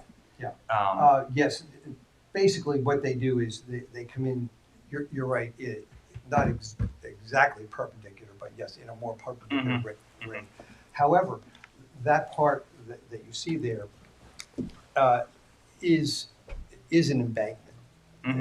It's not as steep as when you get further up toward the more northern portion of the property, where the property gets a little wider, but it's There's still. like a wall or something there, right? There's a railroad tie something? wall. That's That's correct. the frame. Right. Yeah, I know. Carpool or trucks here. On the one, on the Clanman side of the building. Yes, It's a commercial enterprise. that's correct. On the other side, it's residential. That's right. I'm going to ask something that's probably blasphemy, but it would be nice to give the residential side the full 20 feet. And the Clanman commercial side, the 16 feet. Can they do that? To give that neighbor quiet? Yes, they could, and the reason that I decided this way is because I'm thinking about the orientation of the sun and people as they use a swimming pool. They normally would like to face the water. Right. And also face the sun. You know, if Well, there's they sun, still have there's sunbathing. 17 feet to put a chaise Yes, pointing yes, in that. and appropriate. if that would make you feel more comfortable, that's acceptable. Yeah. I'm just explaining logic that was No, used. it makes sense, okay. Okay. But I would think that we probably want to compromise the variance That on the 3 commercial feet- side, not the That residential. 3 feet won't make a big difference to their enjoyment. Okay, okay. Okay, and if it makes you feel more comfortable about its proximity to the neighbor, that's certainly something we would be willing to accommodate. Tom, what do you think? I'm still not into garage doors facing the street. Did you hear that? Sorry. Yes, I did, yeah. Okay. I think the garage doors face I Miller would, Street. I would totally agree with you if I could do it physically, okay? Yeah, the problem is if we permit it here, every other house on Miller's can say that's a binding precedent. Not necessarily, And then because, every other house, well, all kinds of other places in the village. So it's a very dangerous precedent to where we sit. yes, I completely agree with you. And in fact, if I had the extra, foot, length in the property, width in the property there, I certainly would have designed it in such a way that I could have just made a windowed facade facing Miller Road. Unfortunately, I can't do that and be able to back a car out. Why, you're saying it's not a turnaround space? Not enough turnaround space, back out space. And even if you were, for instance, backing out and thinking of backing into Miller Road, which I don't really think is the best thing to do. The best if you're backing out and you can make a 3-point turn and enter,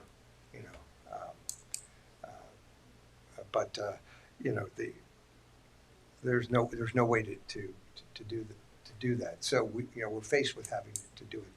I think even if you could, Bill, we happen to be looking at your application, which is a very pretty garage. But to Tom's point, if we approve yours, we are essentially approving everyone on the street, and we're really struggling with the fact that this may present a negative impact to the neighborhood when we have garages all along the street. There are numerous homes along both Hillcrest and Miller Road, right, that have built-in front-facing garages. So I wouldn't necessarily say that this is totally challenging the character of the neighborhood. Yeah, I have to say, I drove it. I drove it. He's right. And nor is it even All these challenging houses have the front-facing garages. the immediate environs of this end of Miller Road. For instance, immediately across the street, there is the Bellows Home and Garden Center there. There are more than one, I think 2 or 3 larger garages facing that. And then the next residential property after Bellows Garden, they have a very, very large 2-car garage, which and a larger parking court where there's about 6 cars parked there. And then a little further up, there is some ranch-style houses that have front-facing garages, and they're and also those are very, very common along Hillcrest. So for whatever reason, the houses are small ranches, and as you drive down Miller, then you take a right, and you drive back down Hillcrest. Yeah. They're small houses, and they have a garage facing the street. Well, the narrow Just lots. uniform, they're very narrow. Really So Yes, and I agree with you. Let me add a little Typically bit of one color car. to my statement. Yes, garages facing the street are very common there. They're very common across America, right? A lot of current architectural thinking will have you bring the garage doors off of the street.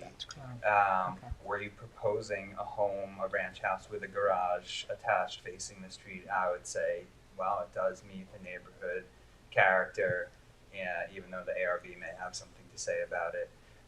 What my fear really is when we get to a negative impact on the neighborhood is we're talking about a standalone garage. It doesn't have the context of the attached home to it, so it's not really what you expect to see. And while yours is very pretty with the cupola up top and the nice architectural details, if we say yes to this one, we're saying yes to everybody's who could be coming to us with something that is Well, really not great looking. but Luke, there are, on Miller Road, there are only three other lots that can have this type of development on it. There are 10 through lots altogether. Right. And there's only 4 of them on Miller Road would be developed with the accessory structure on the Miller Road side. Does that mean that on the Hillcrest side, there's 6 that could be done the other way? No, on that side, there's only 3. Okay. And the reason that I'm saying that is because not all the lots are the same width. And in fact, this particular lot is smaller than some of the other lots are. There are other lots that are kind of key-shaped, larger, and then get narrower, more than this does. So I've looked at it, and in fact, I've included that in my file that I've given you. If you look on there, there's an aerial map that shows black squares where they would be located, and it calls out the addresses of those properties. The property that's the next developable in lot in terms of on Miller Road, they could have a rear yard garage, is at 44 Hillcrest. And they have already proposed a garage that would be side facing. So they're already taking, in a sense, one of those developments that you're have some trepidation about. Their intention is to develop it in a different way, so that it would be more common to what you're looking for. So, in total, you're looking at if all the developable properties that are large enough to have a accessory structure. There's only 4 of them on this street. Was any thought given to having the garage on Hillcrest and bring the house further down the property? Yes, there was, and that has been going over. But unlike the other properties that are all west of this one, this is the one that has this large inclined plane. Right. And what you would end up with is that if you wanted to have a swimming pool, for instance, off of the first level of the house, You'd be an upside down. do you have to raise the house up to be able to go out to that plane? It just doesn't plan out, well for that particular geography of that lot. The other lots in the neighborhood, much more general, flatter plane. It's much more possible that those. In some cases, there's almost no elevation change between the Hillcrest side and the Miller Road side. Bill, walk me through this. If I'm on Miller and I'm looking at your proposed garage, I'm driving into my 2-car garage. Then I go up the stairs to my pool level where you have the little wet bar.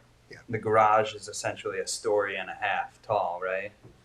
And then It's the 16 feet. That's the limit of the 16 feet from the this Miller 34 Road, from the Miller Road side. from Miller Road. Yeah. Okay. 2 full stories? Yeah. Is that 2 full stories? I'm not. 16? No, it's No. a story and a half. Story and a half. Okay.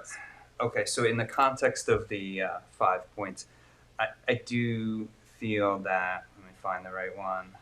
I do think your request is substantial, given the width of the garage relative to the width of your property.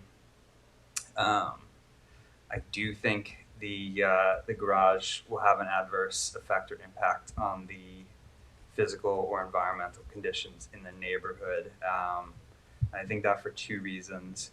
One, we don't see standalone garages. And number two, I do think that the topography of this lot in particular is going to end up leaving you feeling as if there's a bit of a wall that's been put into place. We see the southeast corner of your patio.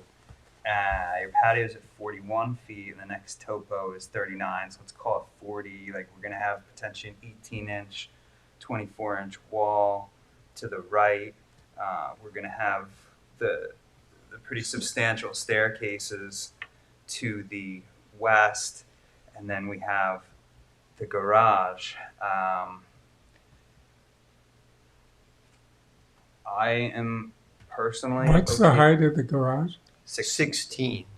Thank The shape of the roof With the is, cube. right, but it's also, the shape of the roof is a hipped roof. So it inclines away from the property lines on all four sides. So the height impact of the building is mitigated by the shape of the roof. I think that if the trustees decided to take up some sort of relook at the zoning on Hillcrest and Miller, this neighborhood, I'd be speaking in that hearing on your behalf. But as Tom said, if we approve this garage, we're approving garages for the 4 other properties and the 3 other properties on Hillcrest. And I don't think that's something that we should do. That's just my vote. I'm okay with the pool. Why don't we go down the line and see how everyone feels? What do you think, Linda? I agree with you.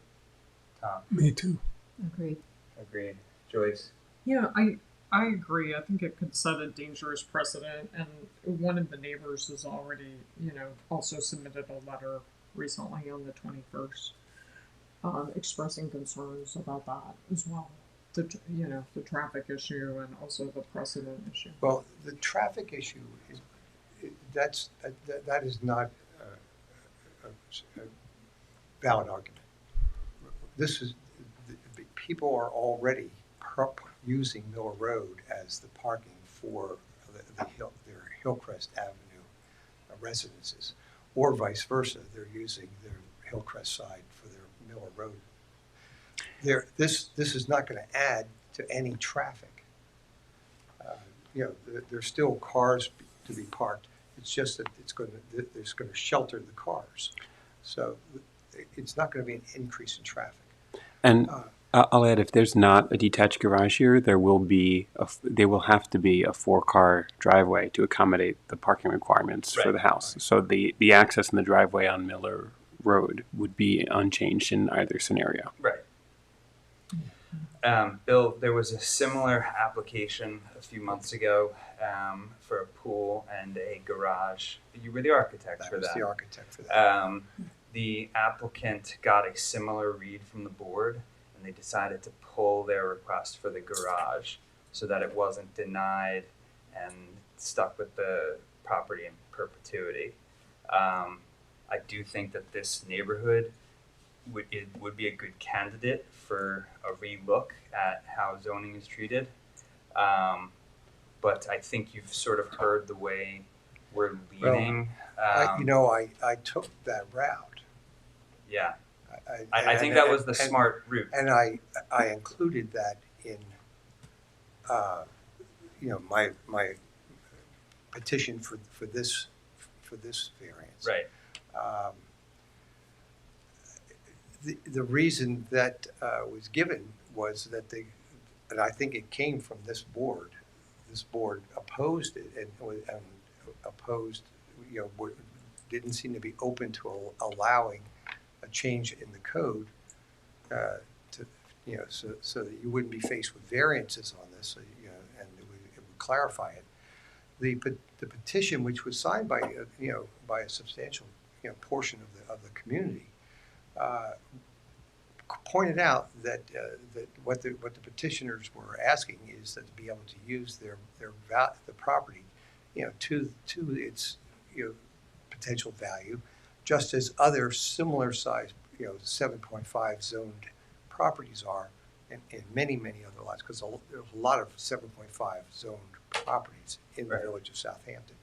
And all of those homeowners, those property owners, are able to develop their properties with these similar types of accessory structures. So they weren't asking for it to be treated any more favorably than those are.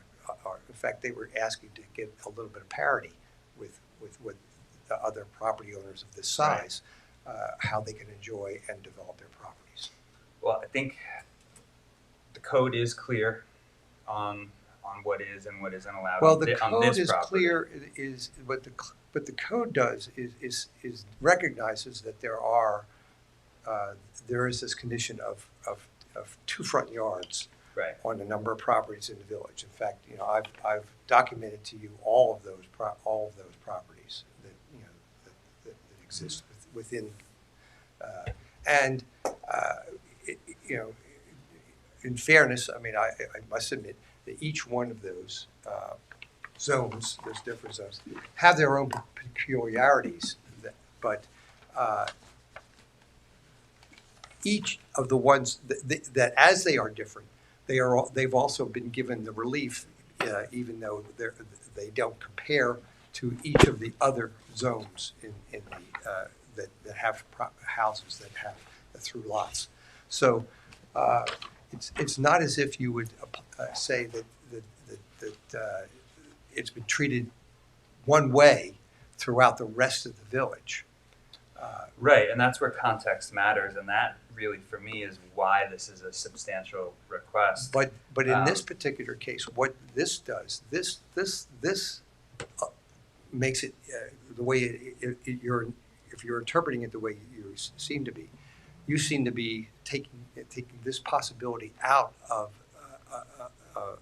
the being accessible by property owners, rather than being something that the board would look at in terms of ways to mitigate the impact of request, so that you, in the weighing portion of your thing, where you're weighing the benefit to the homeowner against any detriment to the neighborhood. Right.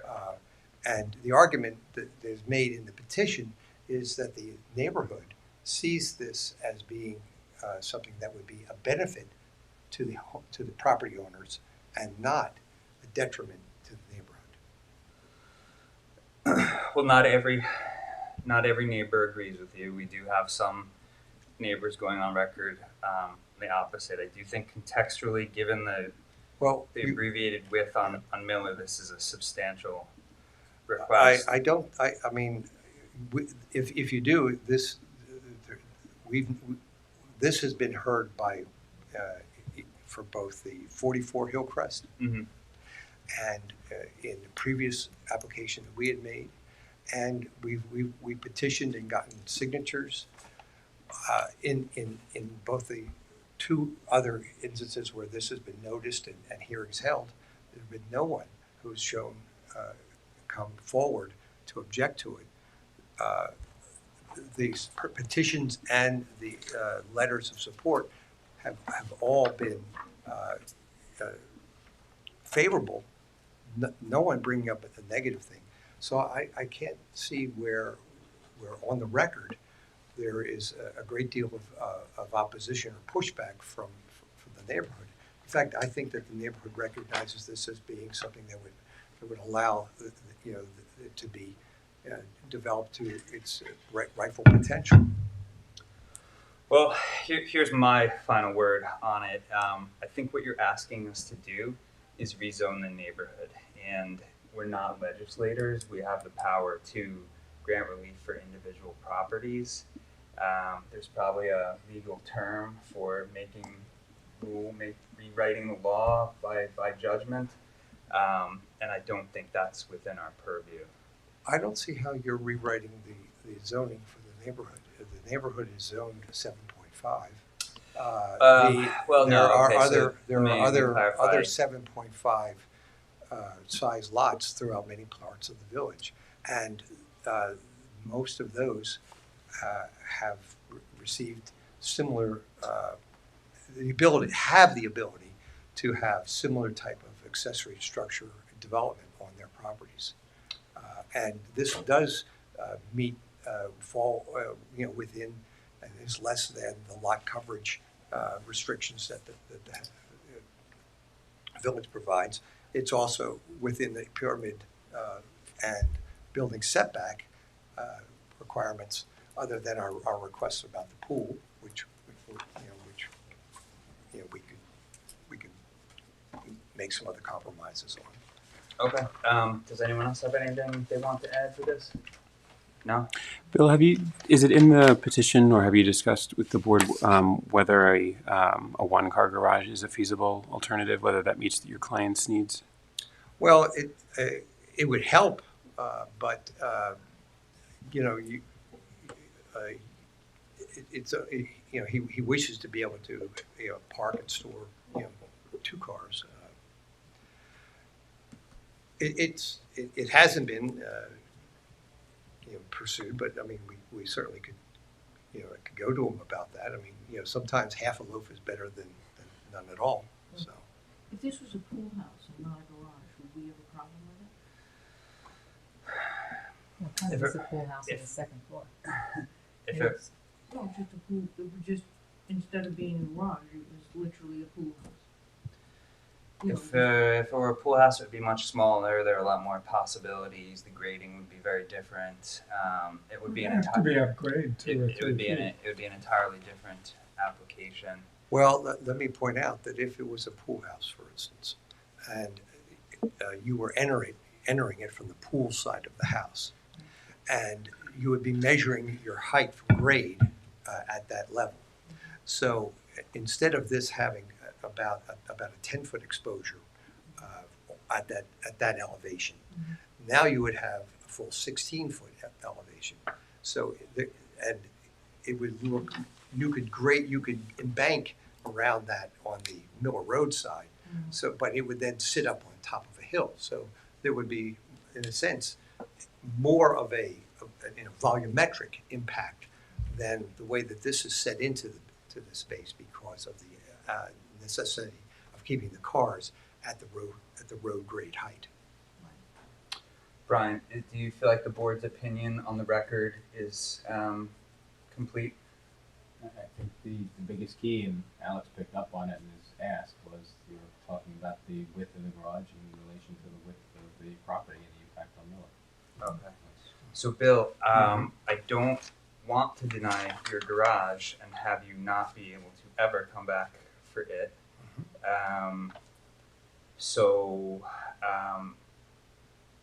Board, do we want to leave this open for one more hearing and Bill will go back to his client? Yes. And Yeah. do we think? Yeah. If you do a one-car, Yes. if you do a one-car garage, you solve the setback problems on either side. Right. So that's a big step up on the variance solution I mean, right there. we're not in violation of setback, but I understand that what you're saying is that it diminishes the impact of the appearance Of the of the wall, building. the stairs, the Yeah. whole massive thing. Right.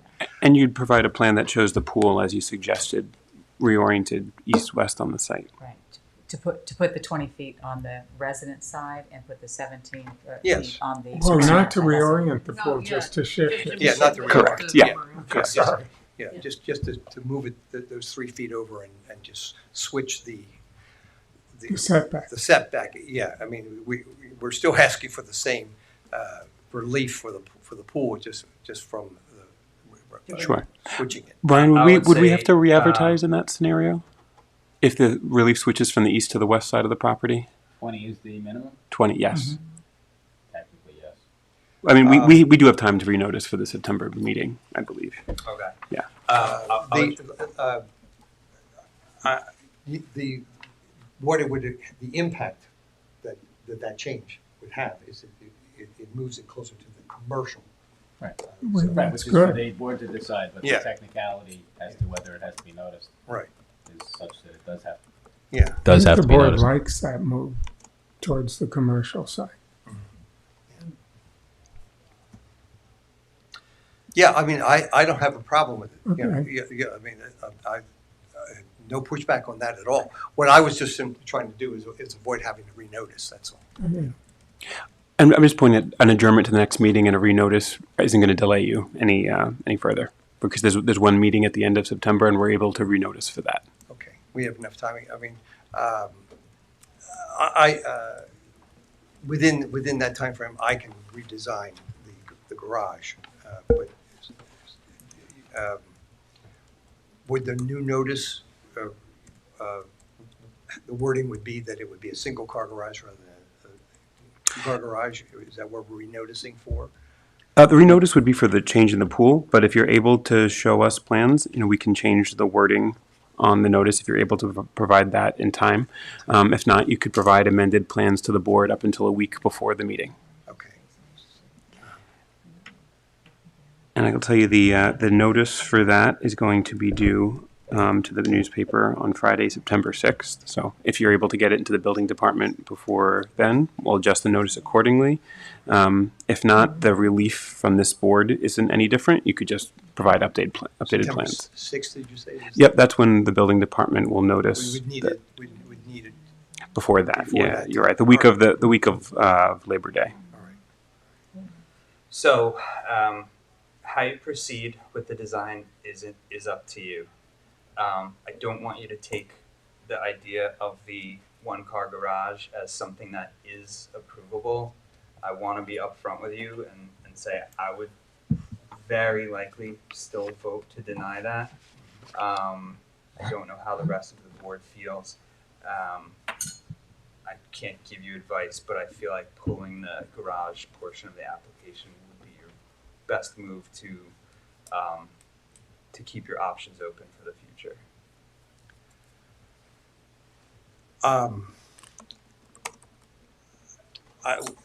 I don't see how that gives us any options open. Well, if we deny the garage, then you can never come back again for a garage application. Right. If you pull the garage by yourselves, then if as many people in the neighborhood are interested in a change regarding to garages, there is strength in numbers, and you guys all have to show up to the trustees, but we are not the board to be essentially amending the law by our decisions. Yeah, I mean, I still don't really accept that you're necessarily amending the code by making a decision. By setting precedent, that's all I'm saying. We've had a recent court decision that really highlighted to us the weight that precedential decisions are given. And so we need to be very careful in what gets approved and what gets denied in that regard. It was an education for all of us. What you're saying is that you're not just saying that you need to have a change about the structure. You're saying that the way that the structure is designed, and I'm not sure that that's really within your purview. In other words, you're saying that you might approve a side-facing entry on a garage, but not a front-facing garage. But what the way the code is written, it says structures. It doesn't say how you enter them, how they're designed, and so you're making a decision. You're saying, in a sense, that to me would be that's the way you're changing the code. No, if I wasn't clear, let me be clear. What I am leaning on in our New York State 5 points here is the substantiality of the request. Mm-hmm. And given that you do have a abbreviated width, more so than all the other properties on Miller, having the 2-car garage as designed right now is a substantial amount of that street front. Right, And- but, and but therefore we'll I've have a- indicated some willingness to consider that and to mitigate that. Again, I think it's a substantial request, and we have to be aware of the precedent that it sets. You're saying that the substantial request is the fact that that the request is for a structure. A structure on a narrow lot, a very small lot. Well, all of the lots are narrow lots here. I mean, these are old file mapped lots. They are. But yours even more so on Miller because we do lose 10 feet, They right? lost 10 feet. I have no idea how they lost that 10 feet, Yeah. but they did. But they're I think the widest among the lots that would fall into this through lot situation, I think is 60 feet. I may be wrong about that, Okay. but I think that's the. So they're all small lots. You seem to be indicating to me that if I went to the trouble of designing a one-car garage and siting it and making the plans and doing all the things like that, it may still be a fool's errand because you're saying that you're just opposed to having any structures, pool houses or otherwise. Well, I'm expressing my feeling on it. I'm just Yeah. one vote on a 5-member board. It Right. sounds as if some other board members would be willing to take a look at that. And when we deliberate, the folks who feel strongly in that direction will make their case to the other members. Because this doesn't necessarily mean that all 7 of the lots that are developable in this way, both facing Hillcrest and Miller Road, would choose to be putting garages on. No, but As you rightfully point out, if it would, what if we were looking at an application for a pool house? Would we feel the same way? But what we're trying to figure out is whether or not the character of the neighborhood will be changed by having a substantially wide garage, given the width of the property, Right. with 2 garage doors facing the street, only a limited amount of space off the street, obviously, with a second story, which is a pool house, a pool enjoyment room area. No, with- in the case of the building that I've designed, That's correct. no, I have no second story there. That's simply just Okay. It's just a little wet bar. Let me that's- rephrase my statement. Yeah. An indented wet bar. Yeah. With stairs going up the side of the thing. I The mean, reason there's the this stairs is because then you have to make the change of grade. That's correct. Right. But in other words, it's a substantially different structure for that neighborhood. And that's our job. I believe me, I'm We're not. not redesigning it. I'm not. We're just I don't looking mean at what to- it To is. be argumentative, I apologize No. if I sound that way. No. I'm simply trying to clarify it Yeah, I and point understand. out how we would defend this. Right. But The- we're not looking the- to, one the- of my points, we're not looking to Right, just and I design. would like to revisit again the idea about changing the character of the neighborhood, especially the fact that this particular part of the neighborhood is adjacent to a commercial property and immediately across the street from this particular property, for the whole width of that property, is this Yeah, I saw it. landscaping business. Yeah, I saw it. Okay, and the house that's next door to that has a very, very large, the most prominent aspect of that house is its front-facing garage. So I don't really necessarily think that this somehow or other, in its own, changes the character of the neighborhood. And my belief is that you're supposed to look at these applications on their own. I believe that you're supposed to look at the merits Yep. or demerits Right. of the individual. Does this of application on the its own individual change the application. character of the neighborhood with a 1.5-story structure with stairs up the side with an indented pool up top? Right. That's the question. And there's a basement underneath there, right? That's why the stairs go There's down. the reason that we wanted to put the pool equipment and get it away from the noise of the, Okay. because it is narrow there, and putting the machines next to the building, Right. So, I mean, that's Yeah. substantial because you have now a double loaded staircase, right? One set of stairs to go up, the other set of stairs to go down, to cross under Yeah. the stairs up. I mean, I could put the downside, the downstair on the other side of the building, which would decrease the visual impact. I mean, it is going below grade. It's not like it's facing you. You understand that? In the plan, it looks like it, but. Well, I'm going to see at least a 3 foot.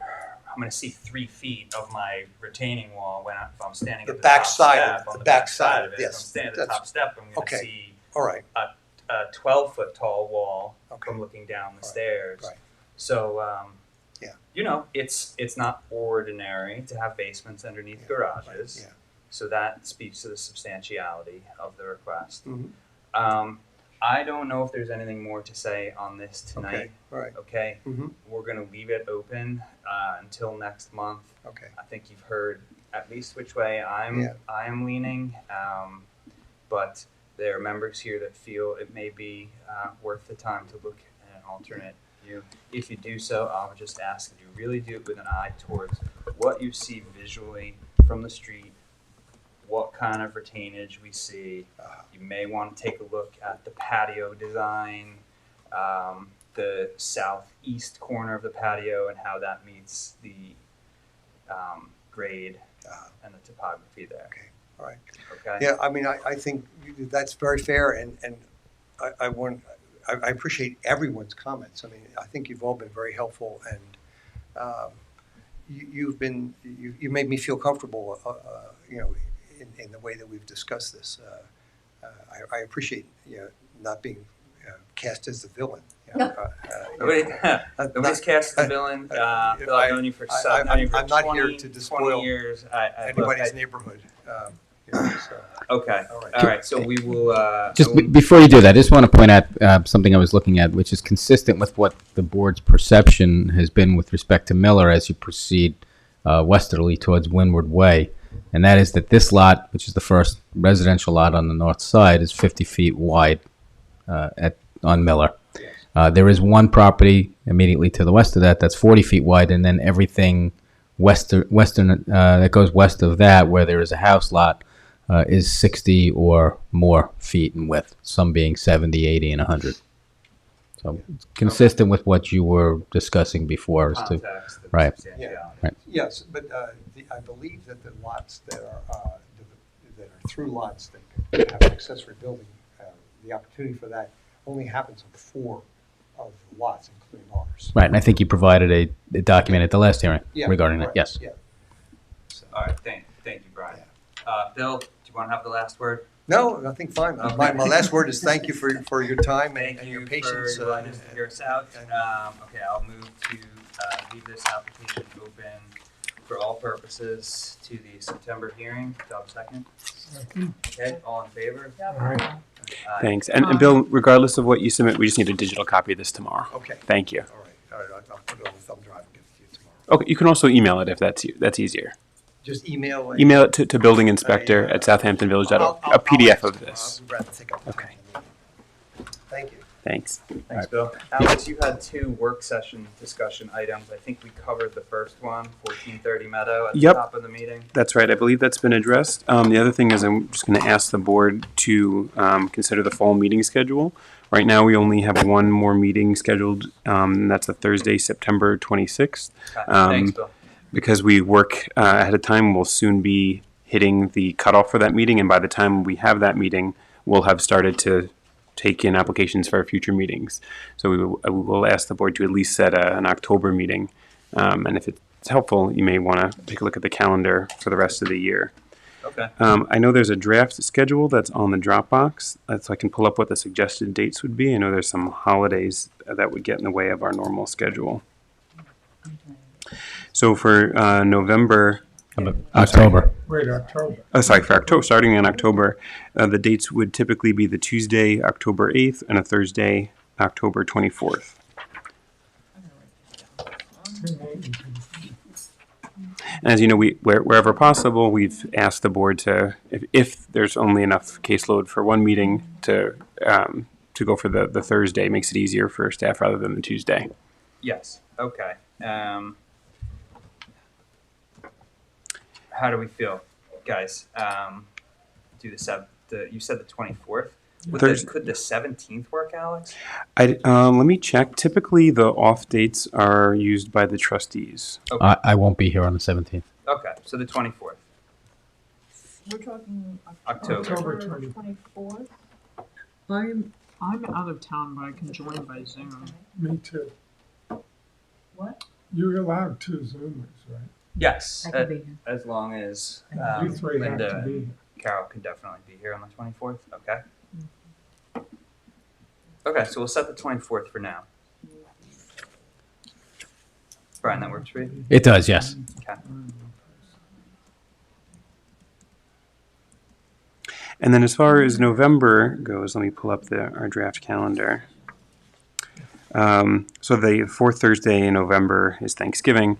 The second Tuesday would put you at Tuesday, November 12th, which is the day after Veterans Day. Okay, and so the 21st would be a trustees day? Let me check their calendar. November. I don't believe that you have a meeting on the 21st. They're meeting on November 14th and November 26th, which is a Tuesday. Okay. So Does the 21st work for everybody? 11:21? 11:21. Yeah. In Zoom. You'll zoom in on that one? Yeah, I'll have to Zoom as well. Are Thursdays just generally The 28th good, is or- Thanksgiving. Yeah, it's like, Those two It's the Thursdays 28th. are fluid. Yep. for me. yeah, it's the same. It's just Thursdays are bad. Well, it's just, I don't know, it's a crazy time of year. So it's not necessarily just Thursday, it just happens that those two dates I'm Okay, A so board- so it's a not board all meeting. Thursdays are bad, just these two. Yeah. Okay. So she Same can for Zoom these me. two, she might be able to show up other times. Okay, Right. but Yes, Carolyn, thank you. Thanks for Carolyn and clarifying. Linda, you could do Thank you. the 21st? I can Zoom the 20. You can zoom in. It just means we have to make sure that we have 3 here. Linda, I think I'm gonna be here. okay, I think, I'll plan around. okay. You want Okay. to stop there, or do you want to talk No, let's do December now? December, because December's gonna be brutal. Well, while we're here, I'll point out, so the normal dates would be Tuesday, December 10th, and the Thursday is December 26th, which is the day after Christmas. No way. Okay. Okay. But I'll put, Let's put the 10th on the calendar if we can. And then a lot of it is going to have to do with the applicants, whether they can turn their materials around in that abbreviated time. So it's potentiality to not have a December meeting. or I can do the 19th, which is the Thursday, I believe that may be open. If that Is makes there, Alex, is there a reason why we prefer to do Thursdays? Would Wednesdays work? Would that be an issue for staff? There's, I'd have to double check that. I think there's a reason why we didn't do Wednesdays, and it might have to do with the town's zoning board and applicants appearing before both. Okay. Does Thursday the 19th work, or is everyone away for the holiday? I could do the 19th. I show it open I as can. now, but if I think about what that week is like, I think we're going to get a lot of adjournments. Oh, that's true. Nutty Yeah, week. you're right. Better to do it early in December. So let's So we do let's the December 10th. 12th or something? Or the 10th? Oh, the 10th. Okay. Oh, the second. how about Tuesday or how about the this, 10th? guys? Let's pencil in the 10th, and then we'll have a lot more clarity on it in our November meeting. Because we Okay, have a so week right to now plan we it. have 10:24, 11:21, and 12:10. Yep, and we can keep the 9:22. board apprised of what the new application caseload looks like as they come in. And of course, you'll know which cases you've adjourned. Okay, super. Are we following the new protocol in terms of getting documents in advance? Yeah, so that is in effect. So for new applications, those will be 4 weeks in advance, subject to review by the building inspector. And then we're going to still ask that revised submissions come in to the building department a week before, hard copy and digital, so that we can, a week before. So they should be up a week before. up to the building department. So that gives us time to make sure that they're in the files, that they're distributed, and that, you know, we're not going to take in new applications that they. When are we gonna get them in Dropbox at least to look at them if they always? So for a Thursday meeting, we try and get everything out by Tuesday at noon. For a Tuesday meeting, that's when it comes into us a week before. So we try and turn it around as fast as we can, but we just ask for those 2 days just to make sure that everything gets organized. But yeah, it'll be out as soon as possible. And for a Tuesday meeting, it's the Thursday prior at noon. I'm with you. Thanks. Sure. Brian, do we need a motion for those dates? To No, schedule those We just three? they're put them on the schedule. You're Okay. fine. Sure. No problem. Welcome back from vacation, Brian. Thank you. Thank you. Rough first day back, a long day. Second day. Okay, anyone else? Brian? I had circulated, and we don't need to discuss details. I had circulated a proposed settlement agreement in a litigation that the board is in. If everybody's on board with that, we can, without identifying it further, we can authorize by motion to finalize that settlement agreement with the petitioner. Okay, did you review it? Did Yep. you have any Nope, I'm good. comments? I'm good. Okay, we all ready? It's just Okay. need a motion to approve the settlement agreement. So moved. Okay, seconded. Aye. Aye. That's it. Okay, meeting adjourned. Thank you, everyone. Thank you. Yeah, we-